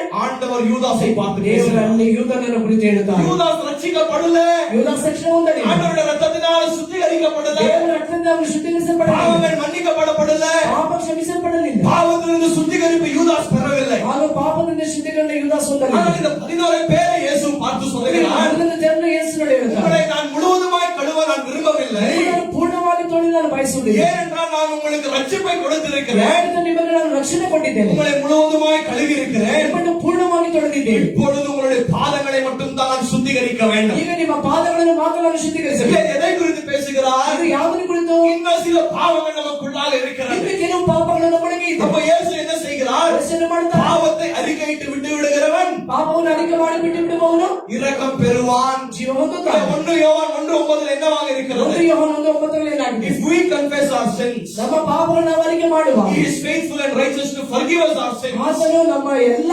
ಪಾಪಗಳನ್ನು ಆತನು ಶುದ್ಧೀಕರಿಸುತ್ತಾನೆ ಎಂದು ವಾಕ್ಯ and ಹೇಳುತ್ತದೆ. to cleanse us from all unrighteousness. ಎಲ್ಲ ಅನೀತಿಗಳಿಂದ ನಮ್ಮನ್ನು ಶುದ್ಧೀಕರಿಸುತ್ತಾನೆ ಎಂದು ವಾಕ್ಯ அப்ப ಹೇಳುತ್ತದೆ. ஆண்டவர் என்ன செய்கிறார்? ದೇವರು ಮಾಡುತ್ತಾರೆ, ஒரு நாளும் ಪ್ರತಿದಿನ சீஷர்களுடைய காலை கழுவி சுத்திகரித்துக் கொண்டிருக்கிறார். ಶಿಷ್ಯರ ಕಾಲನ್ನು ತೊಳೆದು ಶುದ್ಧೀಕರಿಸುತ್ತಾರೆ. நாங்கள் முழுவதுமாய் சுத்திகரிக்கப்பட்டிருக்கிறோம். ನಾವು ಪೂರ್ಣವಾಗಿ ಶುದ್ಧೀಕರಣ ஐயா, இன்னும் சில பாவங்கள் நமக்குள்ளாக இருக்கிறது இல்லையா? ಇನ್ನು ಕೆಲವು ಪಾಪಗಳು ನಮ್ಮೊಳಗಿದೆ. அதை நாங்கள் indwelling sin என்று கூப்பிடுவோம். ಅದನ್ನು ನಮ್ಮ ಒಳಗಿರುವಂತಹ ಪಾಪಗಳು, நம்ம இருதயத்தில் இருக்கிற பாவங்களை குறித்து நாங்கள் பேசிக் கொண்டிருக்கிறோம். ಹೃದಯದ ಒಳಗಿರುವಂತಹ ಪಾಪವನ್ನು ಕುರಿತಾಗಿ ಮಾತಾಡುತ್ತಿದ್ದೇವೆ. நான் என்னுடைய வாழ்க்கையில கிறிஸ்தவ வாழ்க்கையில இன்னொரு காரியத்தை நான் கற்றுக்கொண்டேன். ಅಂದ್ರೆ ಈ ಒಂದು ಕ್ರೈಸ್ತ ಜೀವಿತದಲ್ಲಿ ಇನ್ನೊಂದು ಕಾರ್ಯ ನಾನು ಕಲಿತುಕೊಂಡೆ. நான் ஆரம்ப நாட்களிலே ನಾನು ಪ್ರಾರಂಭದ ದಿವಸ நான் நினைத்தேன், ನಾನು ಎನಿಸಿದೆ, ஐயோ நான் வேறவர்களை போல இல்ல, ನಾನು ಬೇರೆಯವರ ಹಾಗೆ ಇಲ್ಲ. ஆண்டவரை சுத்திகரித்திருக்கிறார், ದೇವರನ್ನು ಶುದ್ಧೀಕರಿಸಿದ್ದಾರೆ. இப்படிப்பட்ட பாவங்களே இல்லை என்று நான் நினைத்தேன். ಆದ್ರೆ ನನ್ನೊಳಗೆ ಈ ರೀತಿಯ ಪಾಪಗಳಿಲ್ಲ ಅಂತ ನಾನು ನೆನೆಸಿದೆ. ஆனா இப்பொழுது ಈಗಲೂ ஆண்டவர் என்னுடைய இருதயம் எப்படிப்பட்ட கேடுகட்ட இருதயம் என்று எனக்கு காண்பித்துக் கொண்டிருக்கிறார். ಆದ್ರೆ ನನ್ನ ಹೃದಯವು ಯಾವ ರೀತಿಯಾದ ಕೇಡಿನಿದೆ, ಅದರ ಕೇಡಿನಿಂದ ತುಂಬಿರುವ ಒಂದು ಹೃದಯವನ್ನು ದೇವರು ತೋರಿಸುತ್ತಿದ್ದಾರೆ. எதற்காக காண்பித்துக் கொண்டிருக்கிறார்? ಅದಕ್ಕಾಗಿ ತೋರಿಸುತ್ತಿದ್ದಾರೆ. எங்களை நாங்கள் ஏமாற்றிக் கொண்டு ನಾವು ಯಾಮರಿಸಿಕೊಂಡು இங்கே மாயமான வாழ்க்கை வாழாதபடி ಒಂದು ಮಾಯಕಾರನ ಹಾಗೆ ಜೀವಿಸಲು ஆண்டவர் அந்த காரியங்களை வெளியே கொண்டு வந்து ದೇವರು ಆ ಕಾರ್ಯಗಳನ್ನು ಹೊರಗೆ ಕೊಂಡು நம்மை சுத்திகரிக்கிற தேவனாக ನಮ್ಮನ್ನು இருக்கிறார். ಶುದ್ಧೀಕರಿಸುವಂತ ದೇವರಾಗಿದ್ದಾರೆ. ரட்சிக்கப்படுவதற்கு முன்பாக ಹೊಂದುವುದಕ್ಕೆ ಮುಂಚೆ சில குணாதிசயங்கள் நமக்குள்ளாக இருக்காது. ಕೆಲವು ಗುಣಾಂಶಗಳು ನಮ್ಮೊಳಗೆ ಇರುವುದಿಲ್ಲ. ஆனா ரட்சிக்கப்பட்ட பின்பு எல்லா காரியங்கள் வெளிப்படும். ಆದ್ರೆ ರಕ್ಷಣೆ ಹೊಂದಿದ ನಂತರ ಎಲ್ಲಾ ಕಾರ್ಯಗಳು ಪ್ರಕಟವಾಗುವುದು. அப்ப ஆண்டவரை கேட்ட ஆண்டவரே ದೇವರಿಗೆ ரட்சிக்கப்படுவதற்கு முன்பாக ಹೊಂದುವುದಕ್ಕೆ ಮುಂಚೆ இப்படிப்பட்ட காரியங்கள் எனக்குள்ளாக இல்லையே. ಇಂಥ ಕಾರ್ಯ ನನ್ನಲ್ಲಿಲ್ಲ. ஆண்டவரே இப்பொழுது இப்படிப்பட்ட காரியங்கள் இருக்கிறது. ಆದ್ರೆ ಈಗ ಈ ರೀತಿಯಾದ ಕಾರ್ಯಗಳಿದೆ. ஆண்டவரே எனக்கு பயமாக இருக்கிறது. நான் உண்மையாகவே ரட்சிக்கப்பட்டிருக்கிறேன். ಭಯವಾಗ್ತದೆ, ನಿಜವಾಗ್ಲೂ ನಾನು ರಕ್ಷಣೆ ಹೊಂದಿದ್ದೇನೆ, உண்மையாகவே என்னோட பாவங்கள் கழுவப்பட்டிருக்கிறதா?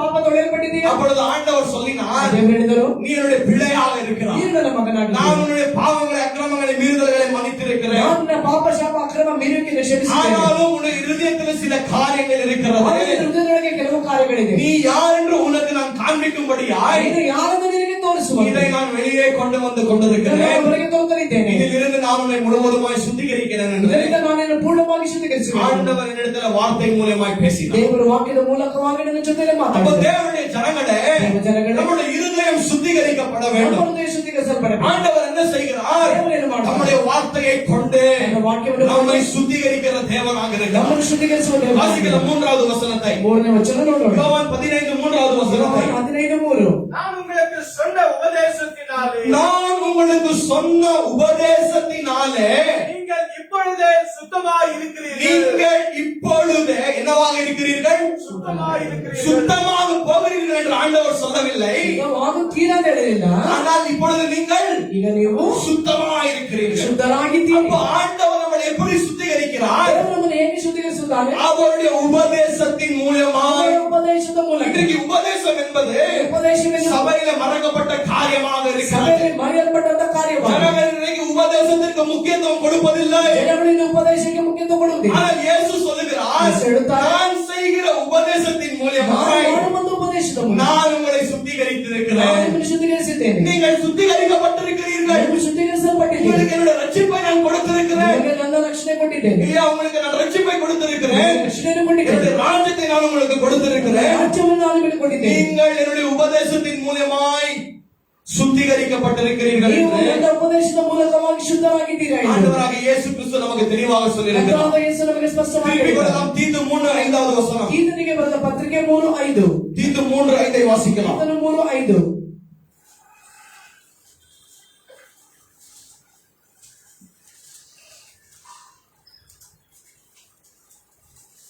ನಾವು ಮಾಡಿದ ಪುಣ್ಯ ಕ್ರಿಯೆಗಳ ನಿಮಿತ್ತದಿಂದಲ್ಲ, ಆತನ ಕರುಣೆಯೇ ಪುನರ್ಜನ್ಮವನ್ನು ಸೂಚಿಸುವ ಸ್ನಾನದ ಮೂಲಕವಾಗಿಯೂ ಪವಿತ್ರಾತ್ಮನು ನಮ್ಮಲ್ಲಿ ನೂತನ ಸ್ವಭಾವವನ್ನು ಉಂಟು ಮಾಡುವುದರ ಮೂಲಕವಾಗಿಯೂ ಆತನು ನಮ್ಮನ್ನು ರಕ್ಷಿಸಿದನು. ஆமென். தமிழ்ல வாசி. நாம் செய்த நீதியின் கிரியைகளின் நிமித்தம் அவர் நம்மை ரட்சியாமல் நாங்கள் செய்த நீதின் கிரியைகளின் நிமித்தமாய் அவர் நம்மை ரட்சியாமல் தமது இரக்கத்தின்படியே தம்முடைய இரக்கத்தின்படியே மறுஜென்ம முழுக்கினாலும்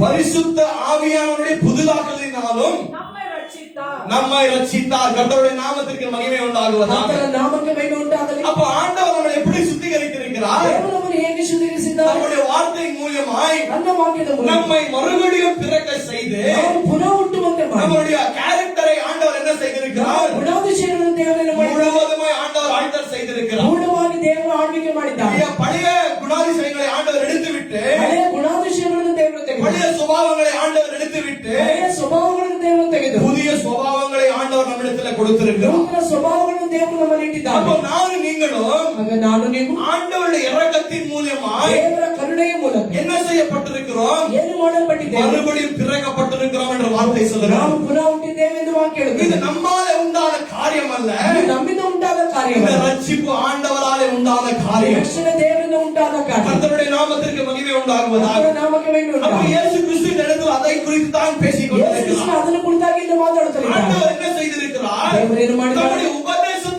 மூலமாய் ತನ್ನ ಉಪದೇಶದ அந்த ಮೂಲಕ சுவிசேஷத்தின் மூலமாய் ಸುವಾರ್ತೆಯ ಮೂಲಕ ஆண்டவர் நம்மை மறுபடியும் பிறக்க செய்து ದೇವರು ಪುನಃ ಹುಟ್ಟುವಂತೆ ಮಾಡಿ நம்மை சுத்திகரித்திருக்கிறார் என்று வார்த்தை சொல்கிறது. ನಮ್ಮನ್ನು ಶುದ್ಧೀಕರಿಸಿದ್ದಾರೆ ಎಂದು ವಾಕ್ಯ ಹೇಳುತ್ತದೆ. இயேசு யோவான் 8:31 இப்படியாக சொல்கிறார், ಯೋಹಾನ 8:23 ಹೀಗೆ ಹೇಳಿದ್ದಾನೆ, நீங்கள் கடைசி வரைக்கும் என்னுடைய வார்த்தையில நிலை நின்றால் ನೀವು ಕೊನೆಯವರೆಗೂ ನನ್ನ ವಾಕ್ಯದಲ್ಲಿ ನೆಲೆಯಾಗಿ ನಿಂತರೆ நீங்கள் என்னுடைய சீஷர்கள் என்று வார்த்தை சொல்கிறது. ನೀವು ನನ್ನ ಶಿಷ್ಯರೆಂದು ವಾಕ್ಯ அப்ப ಹೇಳುತ್ತದೆ. உண்மையாக ரட்சிக்கப்படுகிற மனுஷன் எப்படி இருப்பான்? ನಿಜವಾದ ರಕ್ಷಣೆ ಹೊಂದಿದ ಮನುಷ್ಯ ಹೇಗಿರ್ತಾನೆ? கடைசி வரைக்கும் ஆண்டவரோடு ஐக்கியத்தில் இருந்து ದೇವರನ್ನು ದೇವರ ಜೊತೆಯಲ್ಲಿ ಐಕ್ಯವಾಗಿ ஆண்டவருக்காக வாழ்ந்து ದೇವರಿಗಾಗಿ ಜೀವಿಸಿ ஆண்டவரை பிரியப்படுத்தி ದೇವರನ್ನು ಪ್ರಿಯಪಡಿಸಿ அவரோடு வழிகளில் நடந்து ಅವರ ದಾರಿಯಲ್ಲಿ ನಡೆದು கடைசி வரைக்கும் நிலை நிற்கிற மனுஷனாக ಅವನು காணப்படுவான்.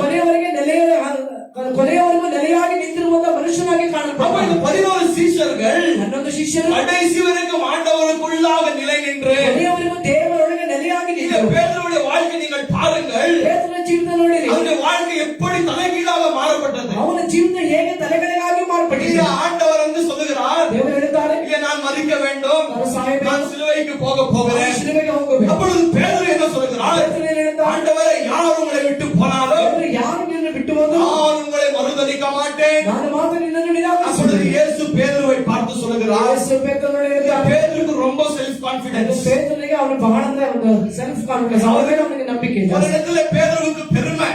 ಇನ್ನೊಂದು ಪಕ್ಕದಲ್ಲಿ ಪೇತ್ರನಿಗೆ ಹೆಮ್ಮೆ. ஏன் பேதுருவுக்கு பெருமை? ಯಾಕೆ ಅವನಿಗೆ ಹೆಮ್ಮೆ? ஒரு இடத்துல 12 பேருக்கு அவர் தான் லீடர். ಆದ್ರೆ 12 ಜನರಿಗೆ ಅವರೇ ಲೀಡರ್. இல்லையா? பேதுரு தான் யாரு? ಪೇತ್ರನೇ இல்லையா லீடர்? ಲೀಡರ್. இல்ல யார் என்ன பேச வேண்டுமோ ಯಾರು ಮಾತಾಡಬೇಕು? முதலாவது வாயை திறப்பது யார்? ಮೊದಲು ಬಾಯಿ ತೆಗೆದ ಯಾರು? பேதுரு தான் வாயை திறப்பார். ಪೇತ್ರನೇ ಬಾಯಿ இல்ல ತೆಗೆದ. வேற ஜனங்களுக்கு வேற சீஷர்களுக்கு ಬೇರೆ ಶಿಷ್ಯರಿಗೆ இவர் ஒரு வாயாக இருந்தார். ಇವರು ಬಾಯಾಗಿ. அப்ப பேதுரு சொல்லுகிறார், ಪೇತ್ರನು ಹೇಳ್ತಾನೆ, ஆண்டவரே ದೇವರೇ, என்னுடைய ஜீவன் போனாலும் ನನ್ನ ಜೀವ ಹೋದರು, என்ன ஆனாலும் ಏನೇ ಆದರೂ உம்மை நான் மறுதலிக்க மாட்டேன். ನಿನ್ನನ್ನು ನಾನು ನಿರಾಕರಿಸುತ್ತೇನೆ. அப்பொழுது ஆண்டவர் பேதுருவை பார்த்து ಯೇಸು சொல்லுகிறார், ಪೇತ್ರನನ್ನು ಹೇಳ್ತಾರೆ, இல்லையா, எல்லா மறுதலிப்பதற்கு முன்பாக ಎಲ್ಲರೂ ನಿರಾಕರಿಸೋದಕ್ಕೆ ಮುಂಚೆ முதலாவது நீ தான் என்ன மறுதலிப்ப. ಮೊದಲು ನೀನೇ ನನ್ನನ್ನು ನಿರಾಕರಿಸುವುದು. ஆண்டவரே அதெல்லாம் முடியாது, ಇಲ್ಲ, ಅದೆಲ್ಲ ಆಗಲ್ಲ, அதை நான் செய்ய மாட்டேன். ನಾನು ಮಾಡಲ್ಲ. அதற்கு பின்பு பேதுரு என்ன செய்கிறான்? ಆಮೇಲೆ ಪೇತ್ರ ಏನ್ ಮಾಡ್ತಾನೆ? ஆண்டவரை மறுதலித்து விட்டு ದೇವರು ನಿರಾಕರಿಸಿ அதற்கு பின்பு மனஸ்தாபப்பட்டு அழுது ಆಮೇಲೆ ಮನಸ್ತಾಪಪಟ್ಟು ಅವನು ದುಃಖಿಸುತ್ತಾನೆ. மனஸ்தாபப்பட்டு அழுது போய்விடுகிறார். ಮನಸ್ತಾಪಪಟ್ಟು ದುಃಖಿಸಿ ಹೋಗುತ್ತಾನೆ. பேதுரு நினைத்தாரு, ಪೇತ್ರ ಅನಿಸಿದ, முடிஞ்சிச்சு, ஆண்டவரை மறுதலிச்சுட்டேன். ದೇವರು ನಿರಾಕರಿಸಿದೆ. இல்லையா? சீஷர்கள் நினைத்து கொண்டிருக்கிறார்கள், ಶಿಷ್ಯರು ಅನಿಸುತ್ತಲಿದ್ದಾರೆ, கிறிஸ்துவுடைய கடை முடிந்தது. ಕ್ರಿಸ್ತನ ಕಥೆ ಮುಗಿಯಿತು. அப்ப இந்த லீடர் சொல்லுகிறார், ಆಗ ಇಲ್ಲಿ ಲೀಡರ್ ಹೇಳ್ತಾರೆ, நான் மீன் பிடிக்க போகிறேன், ನಾನು ಮೀನು ಹಿಡಿಯಲು ಹೋಗುತ್ತೇನೆ. யார் வருகிறீர்கள்? ಯಾರು ಬರ್ತೀರಾ? எல்லாம் ஓடுறாங்க. ಎಲ್ಲರೂ ಓಡ್ತಾರೆ. இருக்கிற 10 பேரை என்ன செய்கிறார்கள்? 10 ಜನ இல்ல, யூதாஸ் நாண்டு கொண்டு செத்து விட்டார். ಯುವದಾಸನಲ್ಲಿ ನೇಣಾಕಿಕೊಂಡು ಸತ್ತು இப்ப ಹೋದರು. பேதுருவோட இன்னும் 10 பேர் இருக்கிறார்கள். ಪೇತ್ರನ ಜೊತೆ 10 ಜನ இங்கே ಇದ್ದಾರೆ. பேதுரு சொல்லுகிறார், ಪೇತ್ರ ಹೇಳ್ತಾನೆ, நான் என்னுடைய பழைய வேலைக்கு நான் போகிறேன். ನಾನು ನನ್ನ ಹಳೆ ಕೆಲಸಕ್ಕೆ ಹೋಗಿ. இங்கே போய் பேதுரு போகிறார். ಪೇತ್ರ ಹೋಗುತ್ತಾನೆ, இங்கே போய் மீனை பிடிக்க போகிறார். ಮೀನು ಹಿಡಿಯಲು ಹೋಗ್ತಾರೆ. சீஷர்கள் வருகிறார்கள். ಶಿಷ್ಯರು ಬರುತ್ತಾರೆ. இல்லையா? எவ்வளோ அவர் மீனை பிடித்துக் கொண்டிருக்கிறார்கள். ಎಲ್ಲ ವಾಕ್ಯ ಹೇಳ್ತದೆ, ಎಷ್ಟು ಗಂಟೆಗಳ ಕಾಲ ಅವರು ಮೀನು ஒரு மீனை ಹಿಡಿದಿದ್ದಾರೆ. கூட பிடிக்கல. ಒಂದು ಮೀನು ಸಿಗಲಿಲ್ಲ, எவ்வளோ ஒரு மீனை கூட ಒಂದು பிடிக்கல. ಮೀನು ಸಿಗಲಿಲ್ಲ. அதற்கு பின்பு ಆದಮೇಲೆ பார்த்தீர்கள் என்றால் ஒரு மனுஷன் அங்கு தூரத்திலிருந்து சொல்லுகிறார், ದೂರದಿಂದ ಒಂದು ಮನುಷ್ಯ ಹೇಳ್ತಾನೆ, என்னுடைய இடது கையில இடது இடத்துல ನಿನ್ನ ಬಲಭಾಗದಲ್ಲಿ ನಿನ್ನ ಬಲಭಾಗದಲ್ಲಿ ಬಲ அப்பொழுது ಇರುತ್ತದೆ. அற்புதம் நடக்கிறது. ಆಮೇಲೆ ಅದ್ಭುತ ನಡೆಯುತ್ತದೆ. 153 மீன்கள், பெரிய பெரிய மீன்கள் ದೊಡ್ಡ ದೊಡ್ಡ ಮೀನು இவர்கள் பிடிக்கிறார்கள். ಅವರನ್ನು ಹಿಡಿತಾರೆ. யோவானுக்கு தெரிந்து விடுகிறது, ಆಮೇಲೆ ಯೋಹಾನನಿಗೆ ஐயோ, இது இயேசு கிறிஸ்து. ಹೋಯ್ತು ಯೇಸು. இல்லையா? என்ன செய்கிறார்கள்? ಏನ್ ಮಾಡ್ತಾರೆ? இல்லையா? அப்படியே ஓடுகிறார்கள். ಹಾಗೆ ಓಡುತ್ತಾರೆ. இல்லையா? யோவான் ஸ்விம் அடிச்சுனே ஓடுறான். ಯೋಹಾನ ಹಾಗೆ ಈಜುತ್ತಲೇ ಹೋಗುತ್ತಾನೆ. ஐயோ, இயேசு வந்து விட்டார். ಯೇಸು ಬಂದು ಬಿಟ್ಟರು. அந்த இடத்துல பார்த்தீர்கள் என்றால் ಸ್ಥಳದಲ್ಲಿ ನೋಡಿದ್ದಾರೆ. இயேசு சீஷர்களை ஏன்னா வந்து அவர்களை திட்டி ಯೇಸು ಅವರನ್ನು ಬೈದು அவர்களை அதட்டவில்லை. ಅದನ್ನು ಗದರಿಸಲಿಲ್ಲ. இல்லையா? அவர்களை என்ன செய்யவில்லை? அவர்களை திட்டி ಅವರನ್ನು ಬೈದು அவர்களை ಬೇಜಾರ್ಪடுத்தவில்லை. ಅವರನ್ನು ಬೆದರಿಸಿ ಅವ್ರಿಗೇನು ಮಾಡಲಿಲ್ಲ. இல்லையா? ஆனா என்ன செய்கிறார்? ಏನು ಮಾಡಿಲ್ಲ. இவர்கள் கலைக்கு வருவதற்கு முன்பாகவே ಅದಕ್ಕೆ ಬರೋದಕ್ಕೆ ಮುಂಚೆ ஆண்டவர் அவர்களுக்காக பிரேக்ஃபாஸ்ட் ஆயத்தம் செய்து ಅವರಿಗಾಗಿ ಏನ್ ಮಾಡೋದು, ಬ್ರೇಕ್ಫಾಸ್ಟ್ ಎಲ್ಲ ಸಿದ್ಧ ಮಾಡಿ பிரேக்ஃபாஸ்ட் செய்து வைத்து ಬ್ರೇಕ್ಫಾಸ್ಟ್ ಮಾಡಿ இல்லையா? வாருங்கள் என்று ಬನ್ನಿ என்னுடைய பிள்ளைகளே ನನ್ನ ಮಕ್ಕಳೇ வாருங்கள் என்று ಬನ್ನಿ ಎಂದು ஆண்டவர் அன்பாக ದೇವರು ಪ್ರೀತಿಯಿಂದ அரவணைத்து ನಾವು அந்த ಅಪ್ಪಿಕೊಂಡು இடத்தில் அவர்களை ಆ ಸ್ಥಳದಲ್ಲಿ சாப்பிட சொல்லுகிறார். ಊಟ ಮಾಡಲಿ. அப்பொழுது கடைசியாக ಕೊನೆಯದಾಗಿ ஆண்டவர் பேதுருவை பார்த்து கேட்கிறார், ಪೇತ್ರನನ್ನು ಕೇಳಿದರು, பேதுருவே, ಪೇತ್ರನೇ, என்னை நேசிக்கிறாய்? ನಿನ್ನನ್ನು ಪ್ರೀತಿಸುವೆ. பேதுருவே, ಪೇತ್ರನೇ, என்னை நேசிக்கிறாயா? ಪ್ರೀತಿಸುತ್ತೀಯಾ? பேதுருவே, ಪೇತ್ರನೇ, என்னை நேசிக்கிறாய்? ನಾನು ಪ್ರೀತಿಸುತ್ತೇನೆ. ஆண்டவரே, உம்மை நான் நேசிக்கிறேன். ಅಪ್ಪನೇ, ನಾನು ಪ್ರೀತಿಸುತ್ತೇನೆ. ஆனால் என்னுடைய இருதயத்தை அறிகிறவராக இருக்கிறார். ನೀನು ನನ್ನ ಹೃದಯವನ್ನು ತಿಳಿದವನು. நமக்கு எல்லாம் தெரியும். ನಿನಗೆಲ್ಲವೂ ಗೊತ್ತು. அப்ப ஆண்டவர் மறுபடியும் பேதுருவை என்ன செய்கிறார்? ಪುನಃ ಯೇಸುವನ್ನು ಏನು ಮಾಡ್ತಾನೆ? பலப்படுத்துகிறார். ಬಲಪಡಿಸುತ್ತಾನೆ. அதற்கு பின்பு ஆண்டவர் பேதுருவை பார்த்து சொல்லுகிறார், ಆಮೇಲೆ ಪೇತ್ರನು ನೋಡಿ நீ ಹೇಳ್ತಾನೆ, இப்படிப்பட்ட மரணத்தை நீ சாக வேண்டும். ನೀನು ಈ ರೀತಿಯಾದ ಮರಣವನ್ನು ಹೊಂದಬೇಕು. அதற்கு பின்பு பேதுரு உலகத்தை கலக்கினார். ಅದಾದ ಮೇಲೆ ಪೇತ್ರನು ಲೋಕವನ್ನೇ ಕಲಿಸಿದ. பயப்பட்ட பேதுரு ನಾನು ಭಯಪಟ್ಟಂತೆ இப்பொழுது தேவாலயத்திற்குள்ளாக போய் இயேசு தான் கிறிஸ்து என்று ಈಗ பிரசங்கித்தார். ದೇವರ ಆಲಯಗಳಿಗೆ ಹೋಗಿ ಕ್ರಿಸ್ತನೇ ಅಂದ್ರೆ ಕ್ರಿಸ್ತನೇ ದೇವರಿಂದ ಅವರಲ್ಲಿ ಪ್ರಸಂಗ ಮಾಡಿದರು. கடைசியாக பேதுரு எப்படி மரித்தான் யாருக்காவது தெரியுமா?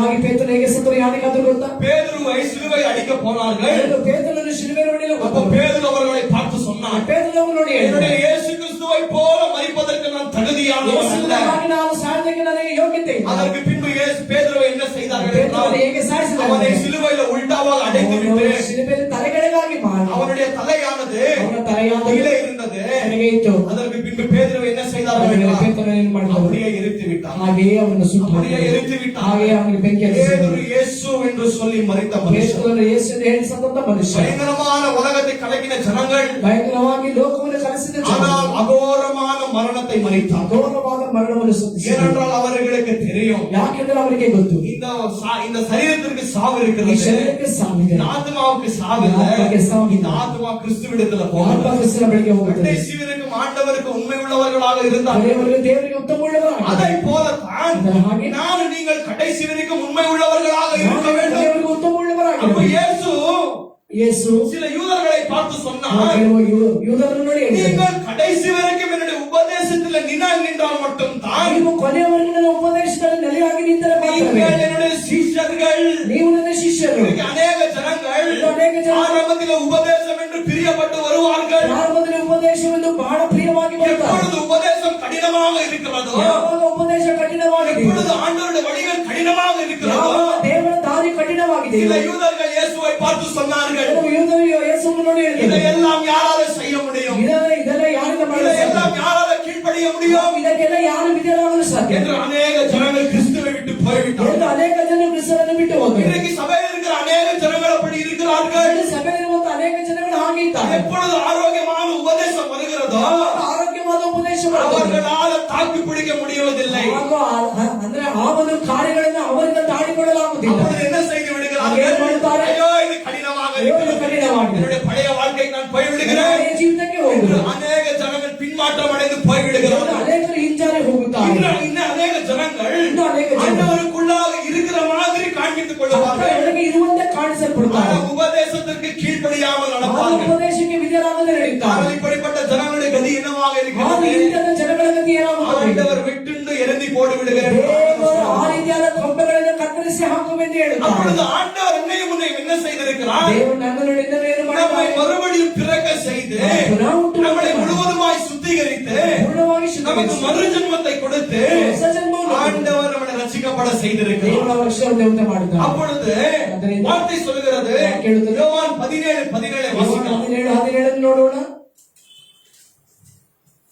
உம்முடைய சத்தியத்தினாலே உம்முடைய சத்தியத்தினாலே அவர்களை பரிசுத்தமாக்கும். அவர்களை பரிசுத்தமாக்கும். உம்முடைய வசனமே உம்முடைய வசனமே சத்தியம். சத்தியம். கர்த்தருடைய நாமத்திற்கு மகிமை உண்டாகுவதாக. ನಾಮಕ್ಕೆ ಮಹಿಮೆ ಉಂಟು. மறுபடியும் அந்த வார்த்தையை நாங்கள் வாசிக்கலாம். ಅದೇ ವಾಕ್ಯವನ್ನು இந்த ನೋಡೋಣ. வார்த்தை உங்களுக்கு மனப்பாடமா இருக்கணும். ಈ ವಾಕ್ಯವೆಲ್ಲ ನಿಮಗೆ ಬಾಯ್ಪಾಠವಾಗಿರಬೇಕು. சொல்லுங்க பிரதர், படிங்க பிரதர். உம்முடைய சத்தியத்தினாலே உம்முடைய சத்தியத்தினாலே அவர்களை பரிசுத்தமாக்கும். அவர்களை பரிசுத்தமாக்கும். ஒரு நிமிடம். இப்பொழுது ஆண்டவர் என்ன சொல்லிக் கொண்டிருக்கிறார்? ಇಲ್ಲಿ ಯೇಸುವು ಏನು ಹೇಳುತ್ತಿದ್ದಾರೆ? ஆண்டவர் நம்மளை எப்படி பரிசுத்தமாக்குகிறார்? ದೇವರು ನಮ್ಮನ್ನು ಹೇಗೆ ಪರಿಶುದ್ಧಪಡಿಸುತ್ತಾರೆ? ಸತ್ಯ. சத்தியம். ಸತ್ಯ. எல்லாம் சத்தமாக சொல்லுங்கள். ಹೇಳಿರಿ. சத்தியம். ಸತ್ಯ. ஆண்டவர் ஒரு விசுவாசி எப்படி சுத்திகரிக்கிறார்? ದೇವರು ವಿಶ್ವಾಸನ ಹೇಗೆ ಶುದ್ಧೀಕರಿಸುತ್ತಾರೆ? அவருடைய பாவத்திலிருந்து ஆண்டவர் எப்படி நம்மை சுத்திகரிக்கிறார்? ಪಾಪದಿಂದ ಹೇಗೆ ನಮ್ಮನ್ನು ಶುದ್ಧೀಕರಿಸುತ್ತಾರೆ? சத்தியத்தின் மூலமாய். சத்தியத்தின் மூலம். இப்ப அந்த வார்த்தையை வாசியுங்கள். உம்முடைய சத்தியத்தினாலே உம்முடைய சத்தியத்தினாலே அவர்களை பரிசுத்தமாக்கும். அவர்களை பரிசுத்தமாக்கும். உம்முடைய வசனமே உம்முடைய வசனமே சத்தியம். சத்தியம். கர்த்தருடைய நாமத்திற்கு மகிமை உண்டாகுவதாக. ನಾಮಕ್ಕೆ ಮಹಿಮೆ அப்பொழுது ಉಂಟಾಗಲಿ. நீங்க இயேசு சொல்லுகிறார், ಯೇಸು ಹೇಳುತ್ತಾರೆ, உம்முடைய வார்த்தையே ನಿನ್ನ ವಾಕ್ಯವೇ சத்தியம். ಸತ್ಯ. தேவனுடைய வார்த்தை எதாக இருக்கிறது? ದೇವರ ವಾಕ್ಯ ಏನಾಗಿದೆ? வேதாகமத்தில் இருக்கிற இந்த இந்த 66 புத்தகங்களாக இருக்கிறது. ವೇದದಲ್ಲಿ ಇರುವಂತಹ 66 ಪುಸ್ತಕಗಳಾಗಿವೆ. இதை இன்னும் அநேக பேர் பார்க்க வேண்டும். ಇನ್ನು ಅನೇಕರು ನೋಡಬೇಕು. வார்த்தை வாசிப்பதில்லை ವಾಕ್ಯ ಓದುವುದು கிறிஸ்தவர்கள் தான், ಕ್ರೈಸ್ತರ ரட்சிக்கப்பட்டவர்கள் தான். ರಕ್ಷಣೆ ಹೊಂದಿದವರು. இங்கே சில பாவங்களை மேற்கொள்ள முடியாது. ಕೆಲವು ಪಾಪದ சில ಜೀವಿಸಲಾಗುವುದು. பாவங்களில் நாம் நீங்கள் விழுந்திருப்போம். ಕೆಲವು ಪಾಪಗಳನ್ನು ನಾವು ಬಿದ್ದಿರುತ್ತೇವೆ. அதிகமாக ஜெபிப்பார்கள். ಚಾಡಿ ಪ್ರಾರ್ಥಿಸುತ್ತಾರೆ. ஆண்டவரே ದೇವರೇ பாவங்களை கழுவும், ಪಾಪಗಳನ್ನು ತೊಳೆದು பாவங்களை கழுவும், ಪಾಪವನ್ನು ತೊಳೆದು பாவத்திலிருந்து சுத்திகரியும். ಪಾಪದಿಂದ ಶುದ್ಧೀಕರಿಸು. எவ்வளவு ஜெபிச்சாலும் ಎಷ್ಟೋ ಪ್ರಾರ್ಥಿಸಿದರು என்ன இல்ல, ಏನೂ ಇಲ್ಲ. பாவத்திலிருந்து விடுதலை இல்லை. ಪಾಪದಿಂದ ಬಿಡುಗಡೆ ಇಲ್ಲ. ஏன்? ಹಾಗೆ உள்ள வார்த்தை இல்ல. ಒಳಗೆ ஒரு ವಾಕ್ಯ ಇಲ್ಲ. இடத்துல ஜெபம் இருக்க வேண்டும். ಒಂದು ಪಕ್ಕದಲ್ಲಿ ಪ್ರಾರ್ಥನೆ ಇರಬೇಕು. எப்படி எவ்வளவு ஜெபிக்கிறோமோ ಎಷ್ಟು அதை ಪ್ರಾರ್ಥಿಸಬೇಕು. போலவே வார்த்தையை வாசிக்க வேண்டும். ಹಾಗೆ ವಾಕ್ಯವನ್ನು ಓದಬೇಕು. இன்றைக்கு பிசாசானவன் ಪಿಶಾಚಿ நம்முடைய மாமிசமானது வார்த்தையை வாசிக்க விடாது. ವಾಕ್ಯವನ್ನು ಓದುವುದಕ್ಕೆ இந்த ಬಿಡುವುದಿಲ್ಲ. வார்த்தை எப்ப வாசிக்கிறோமோ, ವಾಕ್ಯ ಯಾವಾಗ ಓದುತ್ತೇವೆ? எப்ப திறக்கிறோமோ ಯಾವಾಗ ತೆರೀತೇವೆ? அப்பொழுதுதான் கொட்டாவை வரும், ಆಗಲೇ ಆ ಕಡೆಗೆ ಬರುತ್ತದೆ. அப்பொழுதுதான் போன் வரும், ಆಗಲೇ ಫೋನ್ ಬರುತ್ತದೆ. அப்பொழுதுதான் ஒரு வேலை வரும், ಆಗಲೇ ಒಂದು ಕೆಲಸ. அப்பொழுதுதான் பிள்ளைகள் சண்டை போட்டுக் கொண்டிருப்பார்கள், ಆಗ ಮಕ್ಕಳು ಮನೆಯಲ್ಲಿ ಜಗಳ ಮಾಡುತ್ತಾರೆ. ஏதான செய்து கொண்டிருப்பார்கள். ಮಾಡ್ತಾ ಇರ್ತಾರೆ. இந்த வார்த்தை வாசிக்கவே முடியாது. ವಾಕ್ಯ ಓದಲಾಗುವುದಿಲ್ಲ. இதை நாளைக்கு பாத்துக்கலாம், ಸರಿ ನೋಡ್ರಿ இதை நாளைக்கு பாத்துக்கலாம். ನಾಳೆ ನೋಡೋಣ. நாளைக்கு இருப்பியா உங்களுக்கு தெரியுமா? ನಾಳೆಗೆ ಇರ್ತೀಯ ಅಂತ ಗೊತ್ತಾ ನಿನಗೆ? நாளைக்கு காலையில உயிரோடு இருப்பேன்னு உங்களுக்கு தெரியுமா? ನಾಳೆ ಬೆಳಗ್ಗೆ ಜೀವನದಲ್ಲಿ ಇರ್ತೀಯ ಅಂತ ನಿನಗೆ ಗೊತ್ತಾ? எப்பொழுது நேரத்தில் இருக்கிறதோ ಯಾವ ಸಮಯ எல்லா நேரத்துல வார்த்தை வாசியுங்கள். ಎಲ್ಲ ಸಮಯದಲ್ಲಿ ವಾಕ್ಯ உங்களுக்கு ಓದಿ. சில காரியங்களை சொல்லுகிறேன். ನಿಮಗೆ ಕೆಲವು ಕಾರ್ಯಗಳು. யார் யாருக்கு வார்த்தை வாசிக்க முடியவில்லையோ ಯಾರಿಗೆ ವಾಕ್ಯ ಓದಲಾಗುವುದಿಲ್ಲ. ஒரு பெரிய வேதாகமத்தை வாங்கி வைத்து ದೊಡ್ಡ ವೇದವನ್ನು ತೆಗೆದಿಟ್ಟು இல்லையா எப்பொழுதுமே திறந்து வைத்திருங்கள். ಯಾವಾಗಲೂ ತೆಗೆದಿಡಿ. இல்லையா வேலை செய்யும் போது, ಕೆಲಸ ಮಾಡುವಾಗ போகும்போது, வரும்போது அந்த வார்த்தையை வாசியுங்கள். ವಾಕ್ಯವನ್ನು ಓದಿ. இன்னும் எவ்வளவு பேர் காலேஜ்களுக்கு போகிறோம், ಇನ್ನು ಎಷ್ಟೋ ಜನ ಕಾಲೇಜ್ ಹೋಗ್ತಾರೆ, வேலைகளுக்கு போகிறோம், ಕೆಲಸಕ್ಕೆ ಹೋಗುತ್ತೇವೆ. இல்லையா போன் எதற்காகவோ பயன்படுத்துகிறோம். ಅದಕ್ಕೆ ಯಾವ ಫೋನ್ இல்லையா ಉಪಯೋಗಿಸ್ತಾರೆ? ஆண்டவருடைய நாம மகிமைப்படும்படியாக உபயோகிக்கலாமா? ದೇವರ ನಾಮದ ಮಹಿಮೆಗಾಗಿ ಅದನ್ನು இல்லையா அங்க ಉಪಯೋಗಿಸಬಹುದು. வார்த்தை வந்து வாசியுங்கள். ಅಲ್ಲಿ ವಾಕ್ಯ ಓದಿ. வார்த்தை நாங்கள் மனப்பாடம் பண்ண வேண்டும். ವಾಕ್ಯವನ್ನು ನಾವು ಅದನ್ನು ಬಾಯ್ಪಾಠ ಮಾಡಬೇಕು. எவ்வளவு பேர் வார்த்தை மனப்பாடம் செய்கிறீர்கள்? ಎಷ್ಟು ಜನರು ದೇವರ ವಾಕ್ಯವನ್ನು ಬಾಯ್ಪಾಠ ಮಾಡ್ತೀರಾ?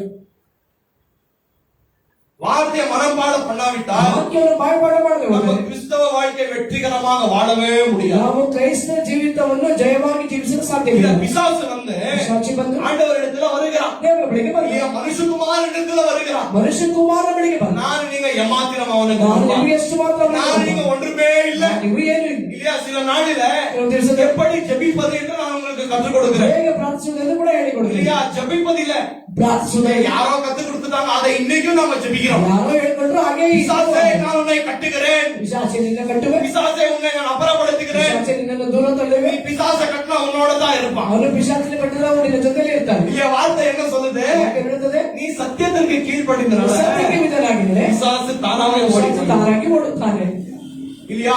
அல்லவா? நீங்க கமாண்ட் பண்றதால பிசாசு ஓடவே மாட்டான். ನೀವು ಗದರಿಸುವುದ ಅವನು ಓಡುವುದಿಲ್ಲ. இல்ல, இன்னும் 100 பிசாசு உங்களை சூழ்ந்து உட்கார்ந்து கொண்டு பார்த்து கொண்டே இருக்கும். ಇನ್ನೂರು ಪಿಶಾಚಿ ನಿಮ್ಮ ಸುತ್ತಲೂ ಹಾಗೆ ನಿಮ್ಮನ್ನು ನೋಡ್ತಾ ஆனா நம்ம ಇರ್ತಾನೆ. விசுவாசிகள் இல்லாத வார்த்தையில இல்லாத ஜெபமெல்லாம் ஜெபிப்பாங்க. ವಾಕ್ಯದಲ್ಲಿರುವ ಪ್ರಾರ್ಥನೆ ಎಲ್ಲ ಮಾಡ್ತಾರೆ. இல்லையா? வார்த்தையில இருக்கிற ஜெபத்தை ஜெபிப்பதே இல்லை. ವಾಕ್ಯದಲ್ಲಿರುವ ಪ್ರಾರ್ಥನೆ ಮಾಡುವುದಿಲ್ಲ. இல்லையா? எப்பொழுது நாங்கள் எப்படி ஜெபிக்க வேண்டும் என்று தேவனுடைய வார்த்தையில் இருக்கிறது. ಹೇಗೆ ಪ್ರಾರ್ಥಿಸಬೇಕೆಂದು ದೇವರ ವಾಕ್ಯದಲ್ಲಿ. அப்போ இந்த வார்த்தையானது நம்முடைய வாழ்க்கையில முக்கியமான காரியமாக ನಮ್ಮ இருக்கிறது. ಜೀವಿತಗಳಲ್ಲಿ ಮುಖ್ಯವಾದ ಕಾರ್ಯವಾಗಿದೆ. நாம் நீங்கள் எவ்வளவு வார்த்தையை வாசிக்கிறோமோ ನಾವು ಎಷ್ಟು ವಾಕ್ಯವನ್ನು ಓದುತ್ತೇವೆ, அவ்வளவு சத்தியத்துல வளருவோம். ಅಷ್ಟು ಸತ್ಯದಲ್ಲಿ ಬೆಳೆಯುತ್ತೇವೆ. எவ்வளவு சத்தியத்துல நான் நீங்கள் ಎಷ್ಟು வளர்கிறோமோ ಸತ್ಯದಲ್ಲಿ ನಾವು ಬೆಳೆಯುತ್ತೇವೆ. அப்பொழுது அந்த வார்த்தைகளுக்கு நான் நீங்கள் கீழ்ப்படிந்து ಆಗ நடப்போம். ನಾವು ವಾಕ್ಯಕ್ಕೆ ವಿಧೇಯರಾಗಿ ನಡೆಯುತ್ತೇವೆ. அப்போ நான் நீங்கள் என்ன செய்ய வேண்டும்? ನೀವು ಏನು ಮಾಡಬೇಕು? இந்த வார்த்தையை வாசிக்க வேண்டும். ವಾಕ್ಯವನ್ನು ಓದಬೇಕು. அதற்கு பின்பு வார்த்தைகளை தியானம் செய்ய வேண்டும். ವಾಕ್ಯವನ್ನು ಧ್ಯಾನ ಮಾಡಬೇಕು. காலையில எழுந்தவனை என்ன செய்ய வேண்டும்? ಏನು ಮಾಡಬೇಕು? ஜெபித்து ಪ್ರಾರ್ಥಿಸಿ வார்த்தை மனப்பாடம் செய்து ವಾಕ್ಯವನ್ನು ಮನಪಾಠ அந்த ಮಾಡಿ ராத்திரி வரைக்கும் அதன் மேல தியானமாக இருக்க வேண்டும். ರಾತ್ರಿಯವರೆಗೂ ಅದೇ ವಾಕ್ಯದ ಮೇಲೆ அப்ப ಧ್ಯಾನವುಳ್ಳವರಾಗಿರಬೇಕು. பிசாசானவன் கிறிஸ்துவிடத்தில் ಆ வருகிறான், ಪಿಶಾಚ ಕ್ರಿಸ್ತನ ಬಳಿಗೆ ಬಂದ. சோதிக்கும்படியாய் வருகிறான். ಶೋಧಿಸುವಂತೆ ಬಂದ. அப்பொழுது பிசாசு முதலாவது இயேசுவை பார்த்து என்ன சொல்லுகிறான்? ಪಿಶಾಚ ಮೊದಲು ಯೇಸುವನ್ನು ನೋಡಿ ಏನು ಹೇಳಿದ? என்ன சொல்லுகிறான்? ಏನು ಹೇಳಿದ?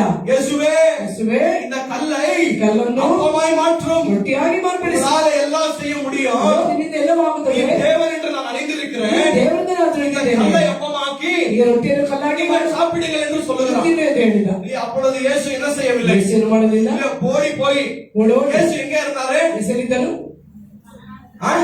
வீட்டுல இருந்தாரா?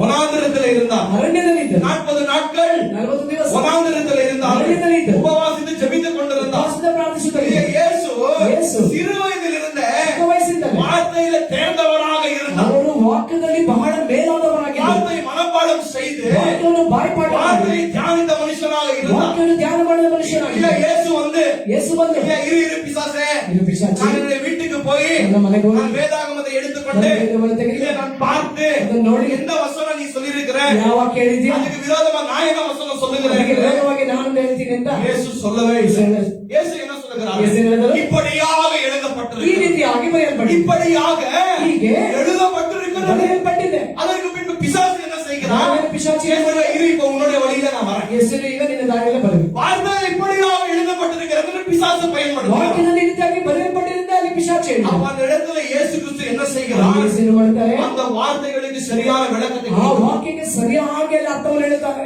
இயேசு கிறிஸ்துவுக்கு ಯೇಸು ಕ್ರಿಸ್ತನಿಗೆ இந்த பிசாசை மேற்கொள்ள வார்த்தை தேவையாக இருந்தது. ಪಿಶಾಚಿನ ಜಯಿಸುವಂತ ವಾಕ್ಯ ಬೇಕಾಗಿದೆ. அவர் நமக்கு மாதிரி காண்பிக்கும்படியாய்த்தான் ನಮಗೆ ಮಾದರಿ ತೋರಿಸುವಂತೆ அவர் இயேசு நமக்காக எல்லாம் செய்கிறார். ಯೇಸು ನಮಗಾಗಿ ಎಲ್ಲವನ್ನು அப்ப ಮಾಡಿದ್ದಾರೆ. நான் நீங்கள் இந்த உலகத்தில் சோதனையை எப்படி ஜெயிக்க முடியும்? ನಾವು ನೀವು ಲೋಕದಲ್ಲಿ ಬರುವಂತ ಶೋಧನೆಯಲ್ಲಿ ಹೇಗೆ ಜಯಿಸಲು ಸಾಧ್ಯ? பாவங்களை எப்படி ஜெயிக்க முடியும்? ಪಾಪವನ್ನು ಹೇಗೆ ಜಯಿಸಲು ಸಾಧ್ಯ? தேவனுடைய வார்த்தையானது நமக்குள்ளாக நிலைநிற்க ದೇವರ வேண்டும். ವಾಕ್ಯವಾದದ್ದು ನಮ್ಮೊಳಗೆ ನೆಲೆಯಾಗಿ ನಿಲ್ಲಬೇಕು. இந்த சத்திய வார்த்தையில ಸತ್ಯವಾಗಿದೆ. நான் நீங்கள் ஆழமாக இருக்க ನಾವು வேண்டும். ನೀವು ಆಳವಾಗಿರಬೇಕು. நீ அதிகமாக ஜெபிக்க வேண்டும். ಹೆಚ್ಚಾಗಿ ಪ್ರಾರ್ಥಿಸಬೇಕು. அதே நேரத்தில் வார்த்தை தியானித்துக் கொண்டே ಅದೇ இருக்கும். ಸಮಯದಲ್ಲಿ ವಾಕ್ಯವನ್ನು ಧ್ಯಾನಿಸುತ್ತಲೇ ಇರಬೇಕು. இந்த வார்த்தை எப்ப வாசித்துக் கொண்டே இருக்கும். ಯಾವಾಗ ವಾಕ್ಯ ಓದುತ್ತಲೇ நாம் ಇರಬೇಕು. இருக்கிற இடத்திலே பரலோகம் இருக்கும். ನಾವಿರುವ ಸ್ಥಳದಲ್ಲೇ ಪರಲೋಕ ಇರ್ತದೆ. தேவனுடைய தூதர்கள் இருப்பார்கள். ದೇವದೂತರು ಇರುತ್ತಾರೆ. அப்படிப்பட்ட மகிமை அந்த பிரசவம் இருக்கும். ಆ ರೀತಿಯಾದ ಮಹಿಮೆ ಪ್ರಸನ್ನದಲ್ಲಿ ஆனா ಇರ್ತದೆ. வார்த்தை வாசிப்பதற்கு தான் இல்லாத தடைகள் எல்லாம் வரும். ವಾಕ್ಯ ಓದುವುದಕ್ಕೆ ಇಲ್ಲದೆ ಎಲ್ಲಾ ತಡೆ ಬರ್ತದೆ. இந்த எல்லாவற்றுக்கும் ஒரு நேரத்தை நாங்கள் வைத்துக் கொள்ள வேண்டும். ಎಲ್ಲದಕ್ಕೂ ಸಮಯವನ್ನು ಇಟ್ಟುಕೊಳ್ಳಬೇಕು. நான் பிராக்டிகலாக பேசிக் கொண்டிருக்கிறேன். ಅದು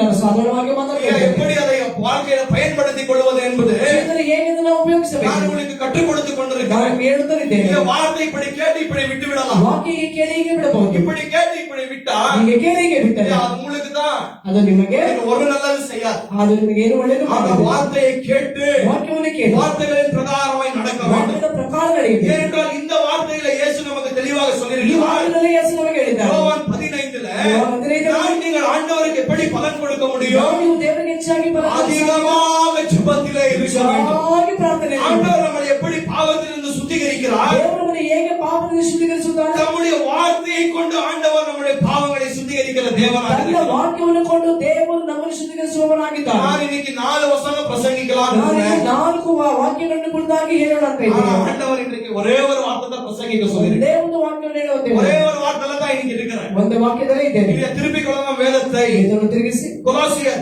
ಕೊಲೊಸ್ಸೆಯರು 3வது அதிகாரம் 3ನೇ ಅಧ್ಯಾಯ கொலோசியர் 3. ಕೊಲೊಸ್ಸೆಯರು 3 இதெல்லாம் நான் வாசிக்கவே இல்லை. நான் இதெல்லாம் சொல்லணும்னு நினைக்கவே இல்லை. ಇದೆಲ್ಲ ಹೇಳಬೇಕಂತ ಅನಿಸಲೇ ಇಲ್ಲ. நான் ஆண்டவர் பேசிக் கொண்டிருக்கிறார். ದೇವರು ಮಾತಾಡುತ್ತಾರೆ. கொலோசியர் 3வது அதிகாரம் ಕೊಲೊಸ್ಸೆಯರು 3 14வது வசனத்தை வாசிக்கிறோம். 14ನೇ ವಚನ.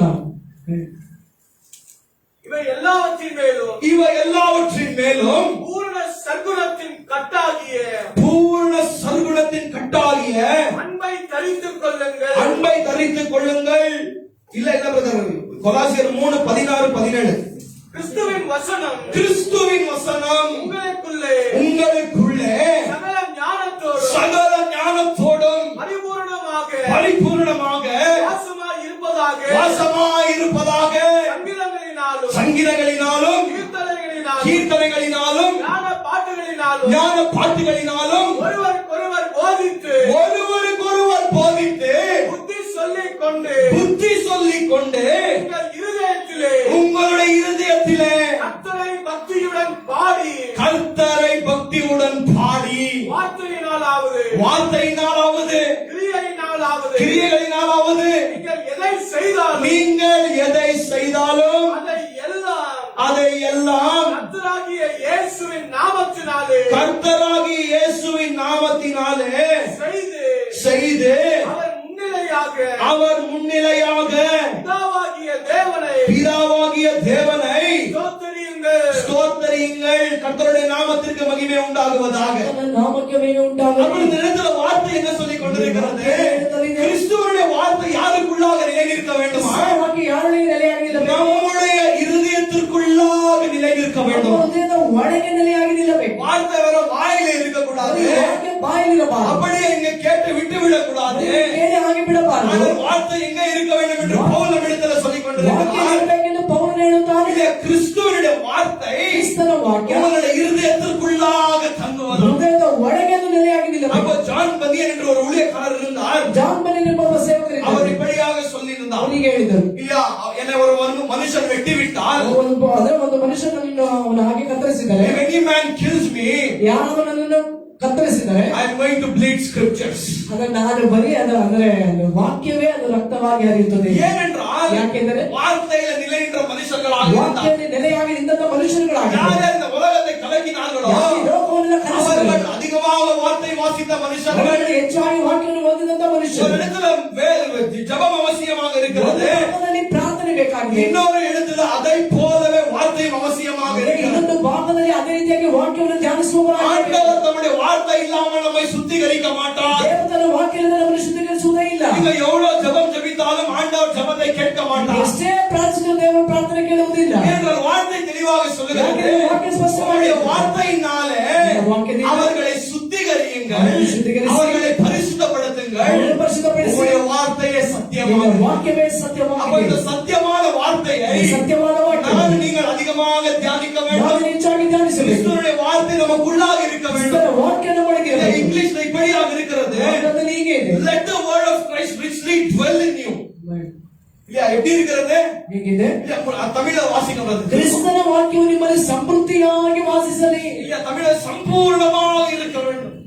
கிறிஸ்துவின் வசனம் கிறிஸ்துவின் வசனம் உங்களுக்குள்ளே உங்களுக்குள்ளே சகல ஞானத்தோடும் சகல ஞானத்தோடும் பரிபூரணமாக வாசமாயிருப்பதாக வாசமாயிருப்பதாக. ஆண்டவருடைய வார்த்தை நம்முடைய இருதயத்தில் எப்படி இருக்கணும்? ಅವನ ವಾಕ್ಯ ನಮ್ಮ ಹೃದಯದಲ್ಲಿ ಹೇಗಿರಬೇಕು? பரிபூர்ணமாக இருக்க வேண்டும். ಪರಿಪೂರ್ಣವಾಗಿರಬೇಕು. பரிபூர்ணமாக நமக்குள்ளாக இருக்கணும். ಪೂರ್ಣವಾಗಿ ನಮ್ಮಲ್ಲಿ ಇರಬೇಕಾಗಿದೆ. Brother, sister, ಸಹೋದರ ಸಹೋದರಿ, நம்ம என்ன செய்ய வேண்டும்? ಮಾಡಬೇಕು. அதிகமாக வார்த்தையை ದೇವರ வாசிக்கணும். ವಾಕ್ಯವನ್ನು ಓದಬೇಕು. இல்லையா, எவ்வளவு பேரு வார்த்தைக்கு முக்கியத்துவம் கொடுக்கிறீங்க? ಹೆಚ್ಚು ಜನ ವಾಕ್ಯಕ್ಕೆ ಮುಖ್ಯತ್ವ நீங்க ಕೊಡ್ತಾರೆ. வார்த்தையில எவ்வளவு முக்கியத்துவம் கொடுக்கிறீர்களோ ಎಷ್ಟು ವಾಕ್ಯಕ್ಕೆ ಮುಖ್ಯತ್ವ உங்களுடைய ಕೊಡ್ತಾರೆ. சூழ்நிலைகளை நீங்கள் மேற்கொண்டு நடக்கலாம். ಹಾಗಾಗಿ ನಿಮ್ಮ ಎಲ್ಲಾ ಪರಿಸ್ಥಿತಿಗಳನ್ನು ಜಯಿಸಿ ನೀವು அந்த ನಡೆಯಬಹುದು. சூழ்நிலையில மத்தியில் நடக்கும்படி ஆண்டவர் கிருபை ಆ கொடுப்பார். ಒಂದು ಸ್ಥಿತಿಗಳ ಮಧ್ಯದಲ್ಲಿ ನಡೆಯುವಂತ ದೇವರ ಕೃಪೆ ಕೊಡುತ್ತಾರೆ. பிசாசை எதிர்த்து நின்று ಪಿಶಾಚಿನ ಎದುರಿಸಿ யுத்தம் செய்யும்படியாய் ಯುದ್ಧ ಮಾಡುವಂತೆ ஆண்டவர் நம்மிடத்தில் கிரியை செய்கிறவராக இருக்கிறார். ದೇವರು ನಮ್ಮ ಬಳಿಯಲ್ಲಿ ಕಾರ್ಯ ಮಾಡುವವರಾಗಿದ್ದಾರೆ. திருப்பிகளும் எபேசியர் ಎಫೆಸಿಯರು 4வது அதிகாரம் ಎಫೆಸಿಯರು 4ನೇ ಅಧ್ಯಾಯ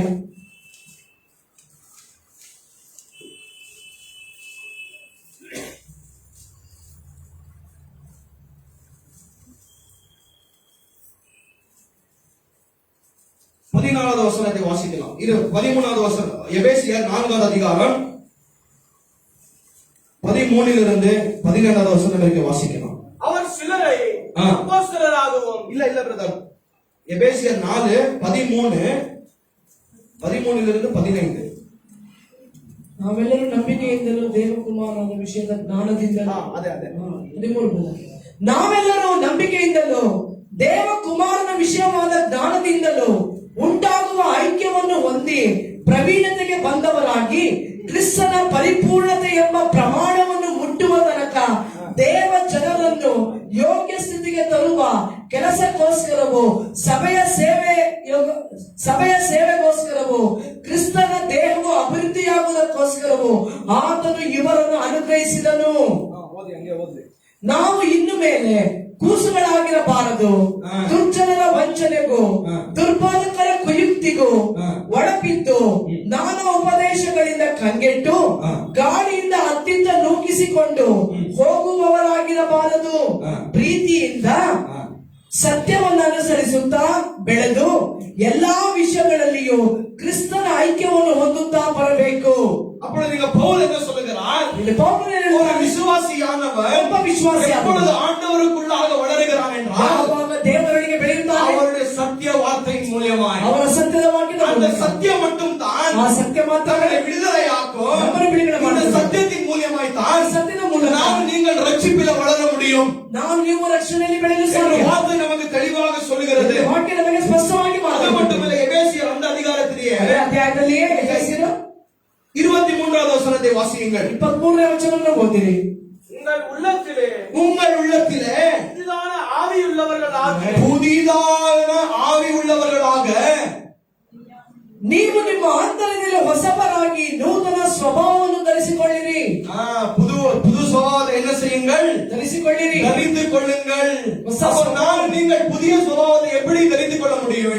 ನೀವು ಹೊಸ ಸ್ವಭಾವವನ್ನು ಹೇಗೆ ಧರಿಸಿಕೊಳ್ಳಲು ಸಾಧ್ಯ? தேவனுடைய வார்த்தையின் மூலமா. ದೇವರ ವಾಕ್ಯದ ಮೂಲಕ. ஆண்டவர் ஆவியானவர் நம்மை எப்படி மறுரூபமாக்குகிறார்? ದೇವರಪ್ಪನು ಹೇಗೆ ನಮ್ಮನ್ನು ಮರುರೂಪಪಡಿಸುತ್ತಾನೆ? பரிசுத்தார் நம்முடைய வார்த்தையை கொண்டு ஆண்டவர் நம்மளை மறுரூபமாக்குகிறார். ಅದರ ವಾಕ್ಯವನ್ನು ಕೊಂಡು ದೇವರು ನಮ್ಮನ್ನು அந்த ಮರುರೂಪಪಡಿಸುತ್ತಾರೆ. தேவனுடைய வார்த்தையானது ದೇವರ ವಾಕ್ಯವನ್ನು நம்முடைய வாழ்க்கையில மிக அவசியமான வாழ்க்கையாக ನಮ್ಮ இருக்கிறது. ಜೀವಿತದಲ್ಲಿ ಬಹಳ ಮುಖ್ಯವಾದ எத்தனையோ ஜனங்கள் சொல்லுகிறார்கள், ಹೇಳುತ್ತಾರೆ, போதகரே என்னால ஜெபிக்க முடியல, ಯಾಕಂದ್ರೆ ನಿನ್ನ என்னால வேதத்தை வாசிக்க முடியல, என்னால எதுவுமே செய்ய முடியல, எதற்காக இப்படி என்று அநேக ஜனங்கள் கண்ணீரோடு இருக்கிறார்கள். ಖಂಡಿತ ಇದ್ದಾರೆ. பிசாசானவன் அவருடைய வாழ்க்கையில விளையாடி கொண்டிருக்கிறார். ಸಾಕ್ಷಿ ಅವರ ಜೀವಿತಗಳೆಲ್ಲ ಅವರಲ್ಲಿ ಆಟ ಮಾಡ್ತಾರೆ. ஆனால் நான் நீங்கள் புரிந்து கொள்ள வேண்டும், ನೀವು ತಿಳಿಯಬೇಕು, இந்த பிசாசை எதிர்ப்பதற்கு ಪಿಶಾಚನ ಎದುರಿಸಲು ஆண்டவர் சில வஸ்திரங்களை நம்மிடத்துல கொடுத்திருக்கிறார். ದೇವರು ಕೆಲವು ಕೆಲವು ವಸ್ತ್ರಗಳನ್ನು ನಮಗೆ சில ಕೊಟ್ಟಿದ್ದಾರೆ. காரியங்களை நான் நீங்கள் தரித்து கொண்டு ಕಾರ್ಯಗಳನ್ನು ನಾವು ನೀವು ಧರಿಸಿಕೊಂಡು பிசாசை எப்படித்தான் மேற்கொள்ள முடியும்? ಪಿಶಾಚನ್ನು ಹೇಗೆ ನಾವು ಜಯಿಸಲು ಸಾಧ್ಯ? சும்மா ஜெபித்து பிசாசை கட்டுறான், பிசாசை ஓட்டுறான், எங்கேயோ போக மாட்டான். ಸುಮ್ಮನೆ ನಾವು ಪ್ರಾರ್ಥಿಸಿ ಪಿಶಾಚನ ಓಡಿಸಿದರೆ ಕಡ್ತೀನಿ ಅಂದ್ರೆ ಅವನು ಹೋಗಲ್ಲ. இல்ல, அப்படிப்பட்ட ஜெபம் வந்து வேதாகமத்துல எங்குமே இல்ல. ಆತನ ಪ್ರಾರ್ಥನೆ ವೇದದಲ್ಲಿ ಎಲ್ಲೂ ಇಲ್ಲ. எவ்வளவு பெரிய ஊழியக்காரர் அப்படிப்பட்ட ஜெபம் ஜெபித்தாலும் ஆண்டவர் கேட்க ಎಷ್ಟು மாட்டார். ದೊಡ್ಡ ಸೇವಕರು ಹಾಗಾಗಿ ಪ್ರಾರ್ಥನೆ ಮಾಡಿದ್ರು ದೇವರು ಕೇಳುವುದಿಲ್ಲ. அவர்கள் அறியாமையில அப்படிப்பட்ட ஜெபத்தை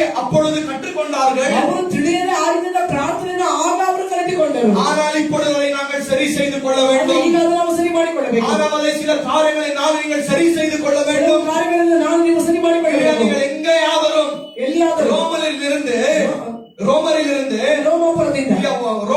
வெளிப்படுத்தின விசேஷம் எனக்கு வாசித்தீர்கள். ರೋಮದವರ ಪತ್ರಿಕೆಯಿಂದ ಪ್ರಕಟಣೆ ಗ್ರಂಥದವರೆಗೂ ಓದುತ್ತಾರೆ. பிசாசு கட்டி ஜெபி என்ற ஞானம் இருக்குதா? ಪಿಶಾಚಿ ಕಟ್ಟಿ ಪ್ರಾರ್ಥಿಸುತ್ತೆ ಎಲ್ಲಾದ್ರೂ ಇದೆಯಾ? எங்க வாசித்திருக்கிறீர்கள்? ಎಲ್ಲಾದ್ರೂ ಓದಿದ್ದೀರಾ? இதை ஏன் வேதாகமத்துல இல்லாத ஜெபாலா ஜெபிக்கிறீர்கள்? ಯಾಕೆ ವೇದದಲ್ಲಿರುವ ಪ್ರಾರ್ಥನೆಗಳನ್ನು ಮಾಡ್ತೀವಿ? இந்த ஜெபம் ஜெபித்தாலும் கேட்கப்படாது. ಪ್ರಾರ್ಥನೆ ಮಾಡಿದ್ರೆ ಕೇಳಲ್ಪಡುವುದಿಲ್ಲ. அப்பொழுது ஆண்டவர் யாக்கோபு 4ஆம் அதிகாரத்திலே 7வது வசனத்திலே என்ன சொல்லுகிறார்? ದೇವರು ಯಾಕೋಬನ ಬರೆದ ಪತ್ರಿಕೆ 4:7 ಏನು ಹೇಳುತ್ತಾರೆ? ஆண்டவர் பெருமை உள்ளவர்களுக்கு விரோதமாய் எழுப்பி நிற்கிறார். ದೇವರು ಹೆಮ್ಮೆಯುಳ್ಳವರಿಗೆ ವಿರೋಧವಾಗಿ ಅವರು ನಿಲ್ಲುತ್ತಾರೆ. தாழ்மை உள்ளவர்களின் மேல் இரக்கமாய் இருக்கிறார். ತಾழ்ಮೆಯವರಿಗೆ ಆತನ ಕೃಪೆ ತೋರಿಸುತ್ತಾರೆ. உங்களை நீங்கள் ஆண்டவருடைய சமூகத்தில் தாழ்த்திக் கொள்ளுங்கள். ನೀವು ದೇವರ ಸಮ್ಮುಖದಲ್ಲಿ ತಗ್ಗಿಸಿಕೊಳ್ಳಿ. அப்பொழுது பிசாசானவர்களை விட்டு ஓடுவான். ಆಗ ಪಿಶಾಚಿ ಆದವನು ನಿಮ್ಮನ್ನು ಬಿಟ್ಟು ಓಡುತ್ತಾನೆ. பிசாசு எப்ப ஓடுவான்? ಪಿಶಾಚಿ ಯಾವಾಗ நீ ಓಡುತ್ತಾನೆ? தாழ்மையாக இரு. ನೀನು ತಾಳ್ಮೆಯಾಗಿ உனக்குள்ளாக பெருமை இருந்து ಹೆಮ್ಮೆ ಇದ್ದ பாவம் இருந்து பாவ நீ இருந்து. என்ன ஜெபிச்சாலும் பிசாசு போக ಏನು மாட்டான். ಪ್ರಾರ್ಥಿಸಿದ್ರು ಪಿಶಾಚಿ நீ ಹೋಗುವುದಿಲ್ಲ. அவன் தலைமையில உட்கார்ந்து கொண்டே இருப்பான். ತಲೆ ಮೇಲೆ ಹಾಗೆ ಕುಳಿತಿರುತ್ತಾನೆ. சத்தியத்திற்கு கீழ்ப்படிய வேண்டும். ಸತ್ಯಕ್ಕೆ ವಿಧೇಯರಾಗಬೇಕು. சத்தியம் என்னவாக இருக்கிறது?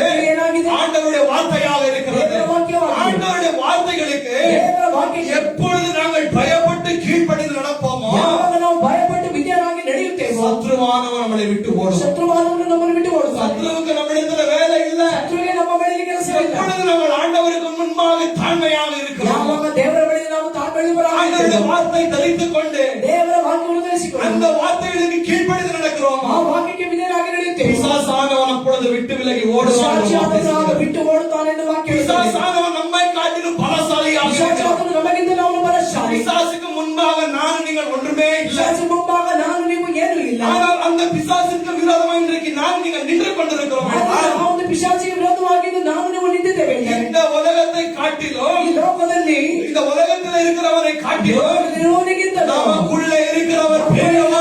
ದೊಡ್ಡವರಾಗಿದ್ದಾರೆ. வார்த்தை சொல்லுகிறது, இந்த ವಾಕ್ಯ இந்த ಹೇಳುತ್ತದೆ. பெரியவர் நம்மோட இருக்கிறார். ದೊಡ್ಡವರು ನಮ್ಮೊಳಗಿದ್ದಾರೆ. இந்த காரணத்தினால்தான் பிசாசு நம்மளை பார்த்து அலறுகிறான். ಈ ಕಾರಣದಿಂದಲೇ ಪಿಶಾಚಿ ಅವನು ನಮ್ಮನ್ನು ನೋಡಿ ಅವನು ಕೂಗುತ್ತಾನೆ. ஆண்டவர் இல்லாமல் பிசாசிற்கு விரோதமாய் நின்றால் ದೇವರು ಇಲ್ಲದೆ ಪಿಶಾಚಿಗೆ ವಿರೋಧವಾಗಿ ನಿಂತರೆ உங்களுடைய வாழ்க்கை ஒன்றுமே இல்லாமல் போய்விடும். ಜೀವನ ಏನಿಲ್ಲದೆ ಆಗುತ್ತದೆ. இன்னைக்கு எத்தனையோ ஊழியக்காரர்களுடைய வாழ்க்கை பாருங்கள், ಸೇವಕರ ಜೀವಿತಗಳನ್ನು ನೋಡಿ. எத்தனையோ விசுவாசிகளுடைய வாழ்க்கை பாருங்கள். ಎಷ್ಟೋ ವಿಶ್ವಾಸಿಗಳ ಜೀವಿತ ನೋಡಿ. துணிகரமாக பிசாசுக்கு விரோதமாய் நின்றார்கள். ಅವಸರವಾಗಿ ಪಿಶಾಚಿಗೆ ವಿರೋಧವಾಗಿ ನಿಂತರು. இன்றைக்கு துண்டக்கான துணியாக்கான என்று அந்த ஊழியக்காரர்களும் இல்ல, அந்த விசுவாசிகளும் ಇಲ್ಲ, இல்லை. ವಿಶ್ವಾಸಿಗಳಿಲ್ಲ, ಸೇವಕರು ಇಲ್ಲ, ಎಲ್ಲಿ ಹೋದ್ರಂತ ಅವರು ಪತ್ತೆ பயங்கரமான பாவங்களிலே விழுந்து விட்டு ಭಯಂಕರವಾದ ಪಾಪದಲ್ಲಿ பின்மாற்றம் அடைந்து போய்விட்டிருக்கிறார். ಮುಂಜಾನೆ ಹೋಗಿದ್ದಾರೆ.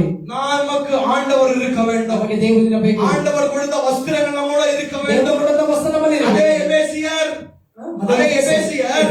6ஆம் அதிகாரம் 6ನೇ ಅಧ್ಯಾಯ 10லிருந்து 10ರಿಂದ 18வது வசனம் வரைக்கும் வாசிக்கலாம். 12ನೇ ವಚನದವರೆಗೂ ನೋಡೋಣ. ಕಡೆ ಮಾತನೆಂದರೆ இல்ல தமிழில் ஓதி. எபேசியர் 6:10லிருந்து 17. கடைசியாக சகோதரரே கர்த்தரிலும் அவருடைய சத்துவத்தின் வல்லமையிலும் வல்லமையினாலும் பலப்படுங்கள். நீங்கள் பிசாசின் தந்திரங்களோடு நீங்கள் பிசாசின் தந்திரங்களோடு எதிர்த்து நிற்க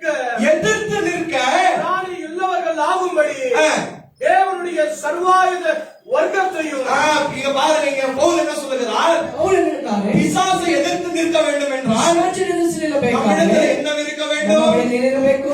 ஆண்டவர் கொடுத்த ದೇವರು ಕೊಟ್ಟಂತ ಸರ್ವಾಯುಧಗಳನ್ನು சர்வாயுத வர்க்கத்தை தரித்துக் கொள்ளுங்கள்.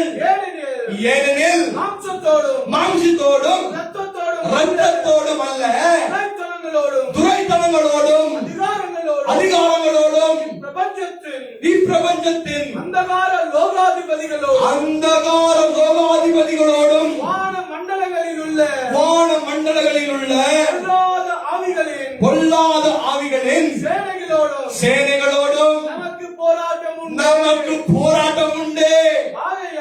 ஆகையால்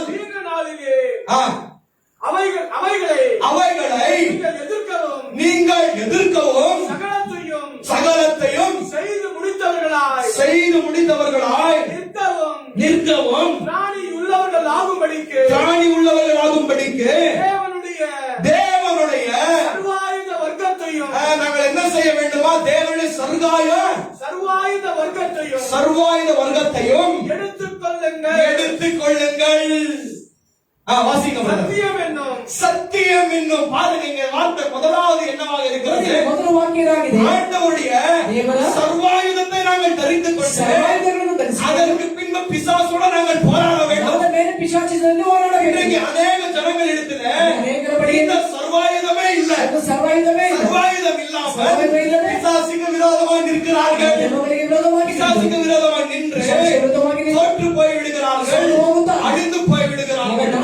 ஆனால் இந்த சர்வாயுதம் யாருக்கு மட்டும் கிடைக்கிறது? ಸರ್ವಾಯುಧ ಯಾರಿಗೆ ಸಿಗುತ್ತದೆ? ரட்சிக்கப்பட்டிருக்கிற விசுவாசிகளுக்கு மட்டும் தான் இந்த சர்வாயுதம் இருக்கிறது. ರಕ್ಷಣೆ ಹೊಂದಿರುವಂತಹ ವಿಶ್ವಾಸಿಗಳಿಗೆ ಮಾತ್ರ ಒಂದು ಸರ್ವಾಯುಧ ಇದೆ. விசுவாசிகளுக்கு பெயர் கிறிஸ்தவர்களுக்கு இந்த சர்வாயுதம் இல்ல. ಆದರೆ ಹೆಸರಿಗೆ ಕ್ರೈಸ್ತರಿಗೆ ಅವಿಶ್ವಾಸಿಗಳಿಗೆ ಈ ಒಂದು ಸರ್ವಾಯುಧ ಇಲ್ಲ. அப்ப இந்த சர்வாயுதம் ஆண்டவர் யாரிடத்தில் கொடுத்திருக்கிறார்? ಈ ಸರ್ವಾಯುಧವನ್ನು ದೇವರು ಯಾರ ಬಳಿಯಲ್ಲಿ ಕೊಟ್ಟಿದ್ದಾರೆ? விசுவாசிகளிடத்தில் ஆண்டவர் கொடுத்திருக்கிறார். ವಿಶ್ವಾಸಿಗಳ ಬಳಿಗೆ ದೇವರು ಕೊಟ್ಟಿದ್ದಾರೆ. விசுவாசி என்ன செய்ய வேண்டும்? ವಿಶ್ವಾಸಿ ಏನು ಮಾಡಬೇಕು? ஒரு போருக்கு நான் நீங்கள் போகிறோம் என்று நினைத்துக் ಈ கொள்ளுங்கள். ಒಂದು ಯುದ್ಧಕ್ಕೆ ನಾನು ನೀವು ಹೋಗುವುದಾದರೆ இந்தியாவில் ஒரு சட்டம் வருகிறது. ಅಂದ್ರೆ ಈಗ ಒಂದು ಭಾರತದಲ್ಲಿ ಒಂದು ಅಧಿಕಾರಿಗಳ ಮೂಲಕ ಒಂದು ಕಾರ್ಯ ಹೊರಡುತ್ತದೆ. என்ன சொல்லுகிறார்கள்? குடும்பத்தில் இருக்கிற எல்லாரும் என்ன செய்ய வேண்டும்? ஆர்மியில வந்து வேலை செய்து யுத்தம் செய்ய வேண்டும். ಆರ್ಮಿಯಲ್ಲಿ ಬಂದು ಕೆಲಸ ಮಾಡಿ ಯುದ್ಧ ಮಾಡಬೇಕು. இங்க இருக்கிற விசுவாசிகளை நினைத்துக் கொள்ளுங்கள். ಹಾಗೆ ಒಂದು ವಿಶ್ವಾಸಿಗಳೇ எல்லா கிறிஸ்தவரை நினைத்துக் கொள்ளுங்கள். ಎಲ್ಲ ಕ್ರೈಸ್ತರನ್ನು ನೆನೆಸಿಕೊಳ್ಳಿರಿ. இப்ப யுத்தம் இதுக்கு போகிறோம் என்றால், ಯುದ್ಧಕ್ಕೆ ಹೋಗುತ್ತೇವೆ ಎಂದು யுத்தம் செய்ய போகிறோம் என்றால் ಮಾಡುತ್ತೇವೆ ಎಂದು அந்த சோல்ஜர் வந்து அப்படியே போய் நிற்கிறானா? ಆ ಸೈನಿಕನು ಹೋಗಿ ಹಾಗೆ ನಿಲ್ತಾನೆ. இப்ப நான் நீங்க இப்படி போய் யுத்த இதுல போய் நிக்க முடியுமா? ನಾವು ನೀವು ಹೀಗೆ ಹೋಗಿ ಆ ಒಂದು ಯುದ್ಧ ರಂಗದಲ್ಲಿ ನಿಲ್ಲಲು ಸಾಧ್ಯವಾ? போன ஒரே போடு அவுட். ಒಂದೇ ಸರಿ ನಾವು இல்லையா? ஆனா என்ன செய்கிறார்கள்? ಏನು ಮಾಡ್ತಾರೆ? ஒரு யுத்த வீரன் என்ன செய்கிறான்? ಏನು ಮಾಡ್ತಾನೆ? அந்த யுத்தத்திற்கு தேவையான முதலாவது ஹெல்மெட்டை தரித்துக் கொள்கிறான். ಹಾಕೊಂಡು இல்ல சத்ருவானவன் எங்க இருந்து வேணாலும் அடிக்கலாம். ಶತ್ರು ಎಲ್ಲಿಂದಾದರೂ ಹೊಡಿಬಹುದು. இல்லையா? ஆனா இந்த தலையை என்ன செய்ய வேண்டும்? ಮಾಡಬೇಕು, பாதுகாத்துக் கொள்ள வேண்டும். ರಕ್ಷಿಸಿಕೊಳ್ಳಬೇಕು. இந்த இருதயத்தை ஒரு ஏரோ அடித்து விட்டால், ಅಂದ್ರೆ ಅದು ನಮ್ಮ ಹೃದಯಕ್ಕೆ ಒಂದು ನೇರವಾಗಿ ಬಾಣ ಬಿಟ್ಟರೆ, இப்ப ಬಾಣ ಇಲ್ಲ, இப்ப வந்து கன்னு ಶೂಟ್ ஒரு புல்லட் அடிச்சா என்ன ஆகுது? ಬುಲೆಟ್ ಹೊಡೆದ್ರೆ ಏನಾಗ್ತದೆ?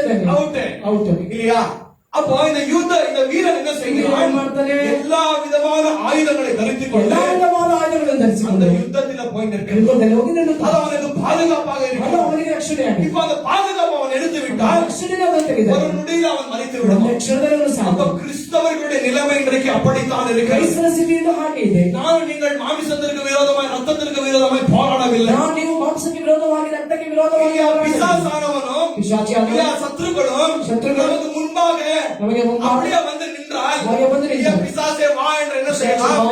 இல்ல கத்தியில அவனை சாவடிக்கலாம், ಹಾಗೆ ಅವನನ್ನು ಸಾಯಿಸಬಹುದು. குத்தி சாவடிக்கலாம். ಅವನನ್ನು ಚುಚ್ಚಿ ಸಾಯಿಸಬಹುದು. பிசாச பார்க்க முடியுதா? ಪಿಶಾಚಿನ ನೋಡಲಾಗುತ್ತದೆ. அசுத்தாவிகளை நாங்கள் பார்க்கிறோமா? ಆದರೆ ಅದನ್ನು ನೋಡಲಾಗುತ್ತದೆ இல்லையா? ಅಲ್ಲವಾ? ஆனால் அதற்கென்று ಅದಕ್ಕಾಗಿ ஆண்டவர் சில ஆயுதங்களை நம்மிடத்துல கொடுத்து ದೇವರಿಗೆ ಆಯುಧಗಳನ್ನು ನಮಗೆ ಕೊಟ್ಟಿದ್ದಾರೆ. அப்போ பவுலானவர் முதலாவது எந்த ஆயுதத்தை குறித்து பேசுகிறார்? ಅವರು ಯಾವ ಆಯುಧ ಕುರಿತಾಗಿ ಮಾತನಾಡುತ್ತಾರೆ? சத்தியம் என்கிற ஆயுதத்தை. ಸತ್ಯವೆಂಬುವ ಆಯುಧ. அந்த சத்தியம் நம்மிடத்துல இருக்க ಸತ್ಯ ನಮ್ಮಲ್ಲಿ ಇರಬೇಕು. சத்தியம் இருந்தால் மட்டும் தான் ಸತ್ಯದಿಂದಲೇ ಮಾತ್ರ பிசாசை அவனுடைய சேனையை நாங்கள் ஜெயிக்க முடியும். ಪಿಶಾಚನನ್ನು ಸೈನ್ಯವನ್ನು ಜಯಿಸಲು அப்ப இயேசு சொல்லியிருக்கிறார், ಯೇಸು ಹೇಳಿದ್ದಾನೆ, நம்முடைய வார்த்தையே சத்தியமாக இருக்கிறது. ವಾಕ್ಯವೇ அப்ப ಸತ್ಯವಾಗಿದೆ. இந்த வார்த்தையில நாங்கள் எவ்வளவு தேர்ந்தவர்கள். ವಾಕ್ಯದಲ್ಲಿ ನಾವು ಎಷ್ಟು ಒಂದು ಅಂದ್ರೆ ಈ ಒಂದು ವಾಕ್ಯವನ್ನು ತಿಳಿದವರಾಗಿರಬೇಕು. பிசாசு வார்த்தையை வைத்தே இன்றைக்கு சபையை குழப்பிக் கொண்டிருக்கிறார். ಸಾಕ್ಷಿ ವಾಕ್ಯ ಇಟ್ಟುಕೊಂಡೇನು ಸಭೆ ஜனங்களை குழப்பிக் கொண்டிருக்கிறார். ಜನರಲ್ಲಿ ಗಲಿಬಿದೆ, ஊழியக்காரர்களை குழப்பிக் கொண்டிருக்கிறார். ಸೇವಕರಲ್ಲಿ ಗಲಿಬಿದೆ. அப்ப இந்த வார்த்தை ನೀವು ಚೆನ್ನಾಗಿ ತಿಳಿದವರಾಗಿರಬೇಕು. வாசிங்க பிரதர் 14வது வசனம் brother. சத்தியம் என்றும் சத்தியம் என்றும் கச்சையை உங்கள் அறையிலே கட்டினவர்களாயும் உங்கள் அறையில கட்டினவர்களாயும் நீதி என்னும் கவசத்தை தரித்தவர்களாயும் சமாதானத்தின் சுவிசேஷத்திற்குரிய ஆயத்தம் என்னும் பாத ரட்சையை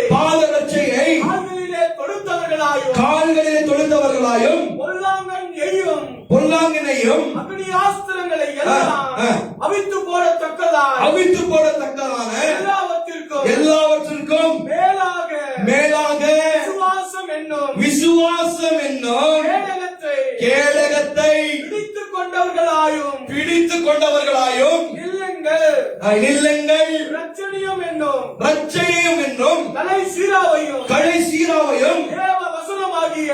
பாருங்க திரும்ப என்ன இருக்கிறது? தேவ வசனமானவும் ஆவியின் பட்டயத்தை ದೇವರ ವಾಕ್ಯವ ಕತ್ತಿಯನ್ನು ಹಿಡಿದುಕೊಂಡು தேவனுடைய வசனம் என்னவாக இருக்கிறது? ಏನಾಗಿದೆ? ஆவியின் பட்டயமானதை ಒಂದು ಕತ್ತಿಯಾಗಿದೆ. நீங்கள் என்ன செய்ய வேண்டும்?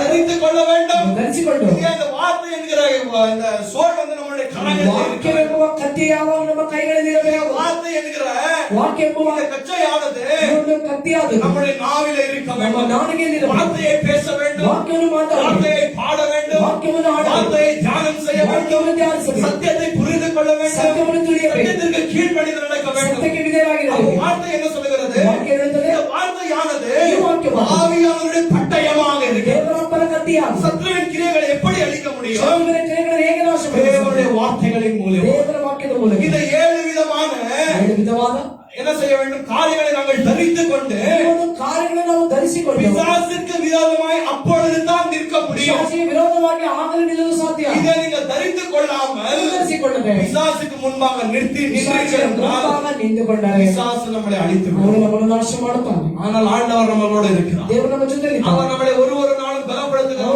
ನಮ್ಮನ್ನು ಬಲಪಡಿಸುತ್ತಾನೆ. வார்த்தையுடைய முக்கியத்துவம் நாம் பேச வேண்டும் என்றால் ವಾಕ್ಯದ ಮುಖ್ಯತ್ವ ಮಾತಾಡಬೇಕು. அநேக விதமான வார்த்தைகள் பழைய ஏற்பாடிலிருந்து புதிய ஏற்பாடு வரைக்கும் இருக்கிறது. ಹಳೆಯ ಒಡಂಬಡಿಕೆಯಲ್ಲಿ ಹೊಸ ಒಡಂಬಡಿಕೆಯಲ್ಲಿ ವಾಕ್ಯದ ಮುಖ್ಯತ್ವದ ಕುರಿಯಾಗಿ அதிகமாக இருக்கிறது. ஆனால் அதுக்கெல்லாம் போறதுக்கு இன்றைக்கு நேரம் இல்லை. இந்த சமயம் அப்போ அது மட்டுமல்ல, பேதுரு 2வது அதிகாரம் 1வது வசனத்தில் 2வது வசனத்தில் சொல்கிறார், இப்படிப்பட்ட பாவத்திலிருந்து நீங்கள் நீங்கி ಅದರಿಂದ ದೂರವಾಗಿ அதற்கு பின்பு என்ன செய்ய வேண்டும்? வார்த்தை என்கிற ஞான பாலை நீங்கள் புசிக்க வேண்டும் என்று வார்த்தை சொல்கிறது. ವಾಕ್ಯ ಎಂಬುದ ಜ್ಞಾನದ ಹಾಲು ನೀವು ಕುಡಿಯಬೇಕು. அப்படித்தான் விசுவாசிகள் வளர முடியும். ವಿಶ್ವಾಸಿಗಳ ಬೆಳೆಯಲು ಸಾಧ್ಯ. கடைசியாக வெளிப்படுத்தின விசேஷம் 1வது அதிகாரம் 3வது வசனத்தை வாசிக்கிறோம். இந்த தீர்க்கதரிசன வசனங்களை வாசிக்கிறவர்களும் கேட்கிறவர்களும்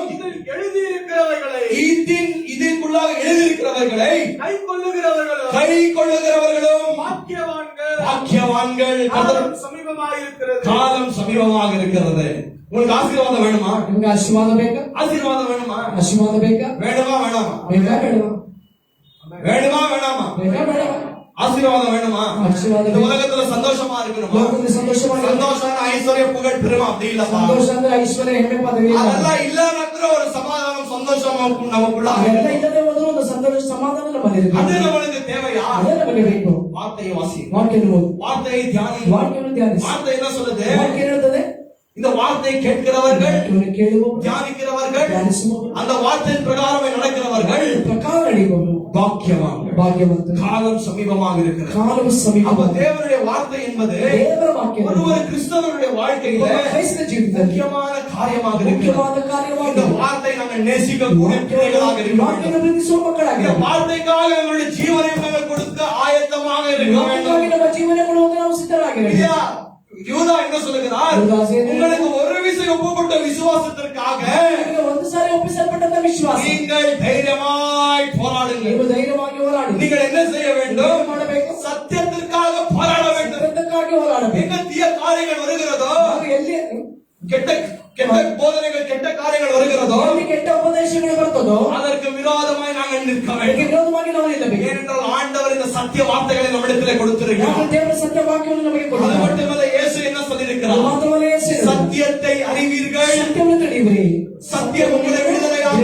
ಮಾಡುತ್ತದೆ. குமாரன் விடுதலையாக்கினால் ಕುಮಾರನು ಬಿಡುಗಡೆ ಮಾಡುತ್ತದೆ. மெய்யான விடுதலை. நிஜமான விடுதலை. அப்ப விடுதலை வேண்டும் என்றால் விடுதலை ಬೇಕಾದ. பாவத்திலிருந்து விடுதலை வேண்டும் என்றால் விடுதலை ಬೇಕಾದ. சத்துருவின் கிரியைகளிலிருந்து விடுதலை வேண்டும் என்றால் ಬಿಡುಗಡೆ ಬೇಕಾದ. ஒரே வழி என்னவாக இருக்கிறது? ஒரே ಒಂದು இல்லையா, ಕೆಲಸ நீங்கள் ಬೇಕು. போய் உங்களுடைய தலையை பாஸ்டர் இடத்துல காண்பித்து ನಿಮ್ಮ ತಲೆನ ಹಾಗೆ இல்லையா, ஊழியக்காரனே உங்களுடைய கரங்களை வையுங்கள், நான் ஆசீர்வதிக்கப்படுவேன். இல்ல, ஏஞ்சல் டிவி பார்த்து ஆசீர்வாதம் வருகிறது, அதெல்லாம் பார்த்து ஆசீர்வாதம் வராது, இன்னும் சாபம் தான் வரும். ಅದೆಲ್ಲ ನೋಡಿದರೆ ಆಶೀರ್ವಾದವೇ ಶಾಪವೇ ಬರುತ್ತೆ. என்ன வரும்? ಏನು சாபம் வரும் ಶಾಪವೇ ಬರುತ್ತೆ. இல்லையா?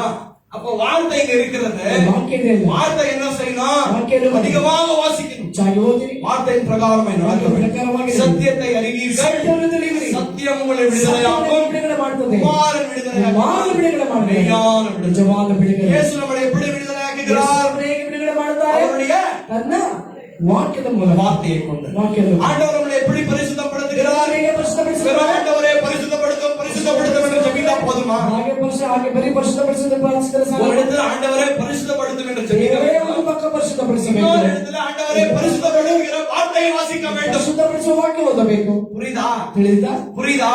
ತಿಳಿತಾ? வெற்றியான வாழ்க்கை வாழணுமா? ಜಯ ಜೀವಿತ ನಡೆಸಬೇಕು. பிசாசை மேற்கொண்டு வாழணுமா? பிசாசை ஜெயிಸಿ சத்துருவின் கிரியைகளை மேற்கொண்டு வாழணுமா? ಜಯಿಸಬೇಕಾ? ஒரு வெற்றியான கிறிஸ்தவ வாழ்க்கை வாழ வேண்டுமா? ಜಯವಾದ ಕ್ರೈಸ್ತ ಜೀವಿತ ನಡೆಸಬೇಕು. ஜெபம், வேத வாசிப்பு, ಪ್ರಾರ್ಥನೆ, ವೇದ ಓದು. இரண்டு ஒன்றாக இருக்க ಎರಡು வேண்டும். ಒಂದೇ வார்த்தையை வாசிக்க வேண்டும். ವಾಕ್ಯವನ್ನು ಓದಬೇಕು. இல்ல, இந்த வார்த்தை தான் நம்மளை ಈ பரலோகத்துக்கு கொண்டு ವಾಕ್ಯವೇ போகும் ನಮ್ಮ வார்த்தை. ಪರಲೋಕಕ್ಕೆ ಕೊಂಡು ಹೋಗುವಂತ அநேக ವಾಕ್ಯ. சீஷர்கள் கிறிஸ்துவை விட்டு போய் விடுகிறார்கள். ಶಿಷ್ಯರು ಕ್ರಿಸ್ತನನ್ನು ಬಿಟ್ಟು ಓಡ್ತಾರೆ. ஐயோ, இது கடினமான போதை, ಯೋಧ ಕಠಿಣವಾದ இதால யார் ಇದನ್ನು ಯಾರು பின்தொடர முடியும்? யாரு இதற்கு யார் கீழ்ப்படிய முடியும்? ಯಾರು ಇದನ್ನು அப்ப ಆಚರಿಸ್ತಾರೆ? இயேசு 12 சீஷர்களை பார்த்து ಯೇಸು சொல்கிறார். 12 ಶಿಷ್ಯರನ್ನು ಹೇಳ್ತಾರೆ. கடைசியாக அதை வாசிக்கலாமா? ஆண்டவரே, ஆண்டவரே, யாரிடத்தில் போவோம்? யாரிடத்துல போவோம்? நித்திய ஜீவ வசனங்கள் நித்திய ஜீவ வசனங்கள் உம்மிடத்தில் உண்டு. உம்மிடத்தில் உண்டு. கர்த்தருடைய நாமத்திற்கு மகிமை உண்டாகுவதாக. ನಮಗೆ ಮಹಿಮೆ ಉಂಟಾಗಲಿ. இயேசுவிடத்தில் என்ன இருக்கிறது? ಯೇಸುವಿಗೆ ನಿತ್ಯ ಜೀವ ಕೊಡುವಂತ நித்திய ஜீவன் கொடுக்கிற ವಾಕ್ಯಗಳು. வசனங்கள். ವಾಕ್ಯಗಳು. அப்ப இந்த வார்த்தையின் மேல் நாங்கள் என்ன செய்ய வேண்டும்? ವಾಕ್ಯದ ಮೇಲೆ ನಾವು ಏನು ಮಾಡಬೇಕು? அவலாக இருக்க வேண்டும். ಆಮೆನ್. வார்த்தையை நேசிக்க வேண்டும். ವಾಕ್ಯವನ್ನು ಪ್ರೀತಿಸಬೇಕು. வார்த்தையை தியானிக்க வேண்டும். ವಾಕ್ಯವನ್ನು ಧ್ಯಾನಿಸಬೇಕು. வார்த்தையின் பிரகாரமாய் நடக்க வேண்டும். ವಾಕ್ಯದ ರೀತಿ இந்த ನಡೆಯಬೇಕು. வார்த்தையானது உங்களை சுத்திகரித்து ಈ ವಾಕ್ಯವಾದದ್ದು ನಿಮ್ಮನ್ನು ಶುದ್ಧೀಕರಿಸಿ, உங்களை ஆளுகை செய்து ನಿಮ್ಮನ್ನು ಆಳ್ವಿಕೆ உங்களை ಮಾಡಿ, வழிநடத்தி ನಿಮ್ಮನ್ನು ನಡೆಸಿ, உங்களை பரிசுத்தம் செய்து ನಿಮ್ಮನ್ನು ಪರಿಶುದ್ಧ ಮಾಡಿ, கடைசியாக பரலோகத்திற்கு கொண்டு போகிற வார்த்தைகளாக இருக்கிறது. ಪರಲೋಕಕ್ಕೆ ಕೊಂಡು ಹೋಗುವಂತ ವಾಕ್ಯವಾಗಿದೆ. தேவனுடைய ஜனங்களே, ದೇವರ ಜನಗಳೇ, தயவு செய்து வார்த்தைக்கு முக்கியத்துவத்தை கொடுங்கள். ವಾಕ್ಯಕ್ಕೆ ಮುಖ್ಯತ್ವವನ್ನು ಕೊಡಿರಿ. எவ்வளவு நேரம் எந்த டைம் ஃப்ரீயாக இருக்கிறீர்கள் ಯಾವಾಗೆಲ್ಲ ನಿಮಗೆ ಸಮಯ ಸಿಗುತ್ತದೆ அதிகமாக வார்த்தையை வாசிங்கள், ಹೆಚ್ಚಾಗಿ ವಾಕ್ಯವನ್ನು ಓದಿರಿ, அதிகமாக ஜெபியுங்கள். ಹೆಚ್ಚಾಗಿ அப்பொழுது ಪ್ರಾರ್ಥಿಸಿರಿ. நீங்கள் ஆண்டவருக்கு பலன் கொடுக்கிற விசுவாசிகளாக ಆಗ ನೀವು இருக்கிறீர்கள். ದೇವರಿಗೆ ಫಲ ಕೊಡುವಂತ ವಿಶ್ವಾಸಿಗಳಾಗಿರುತ್ತೀರಾ. எப்படி ஆண்டவருக்கு பலன் கொடுக்க முடியும்? ನೀವು ದೇವರಿಗೆ ಫಲ ಕೊಡಲು ಸಾಧ್ಯ. ஜெபத்தினால வேத வாசிக்கலாம். ಪ್ರಾರ್ಥನೆ ಮೂಲಕ ವೇದ ಓದುವುದನ್ನು அவருடைய ಮಾಡಬೇಕು. வார்த்தைகளுக்கு ಅವರ கீழ்ப்படியினால் ವಾಕ್ಯಕ್ಕೆ ವಿಧೇಯರಾಗುವುದನ್ನು அடுத்த ಮಾಡಬೇಕು. வாரம் இன்னும் 3 வார்த்தைகளை நாங்கள் ಬರುವ பார்க்க ವಾರ போகிறோம். ಇನ್ನೂ 3 ವಾಕ್ಯಗಳನ್ನು ಧ್ಯಾನಿಸೋಣ. இந்த வாரம் முழுவதுமாய் ಈ ವಾರವೆಲ್ಲ இந்த வார்த்தையை ಈ வைத்து ವಾಕ್ಯವನ್ನು ಇಟ್ಟುಕೊಂಡು நீ பார்த்த வார்த்தைகளை தியானித்து ನೀವು ನೋಡಿದಂತ ವಾಕ್ಯವನ್ನು ಧ್ಯಾನಿಸಿ ஆண்டவருக்கு பிரியமாய் வாழுங்கள். ದೇವರಿಗೆ ಪ್ರಿಯವಾಗಿ ಜೀವಿಸಿ. கிறிஸ்து சீக்கிரமாய் வரப்போகிறார். ಕ್ರಿಸ್ತನು ಬೇಗನೆ ಬರುತ್ತಾನೆ. கர்த்தர் உங்களை ಕರ್ತನು ஆசீர்வதிப்பார். ನಿಮ್ಮನ್ನು ಆಶೀರ್ವದಿಸುತ್ತಾನೆ. ಎಲ್ಲರೂ ಎದ್ದು ನಿಲ್ಲೋಣ. ಎಲ್ಲರೂ ಎದ್ದು ನಿಲ್ಲೋಣ.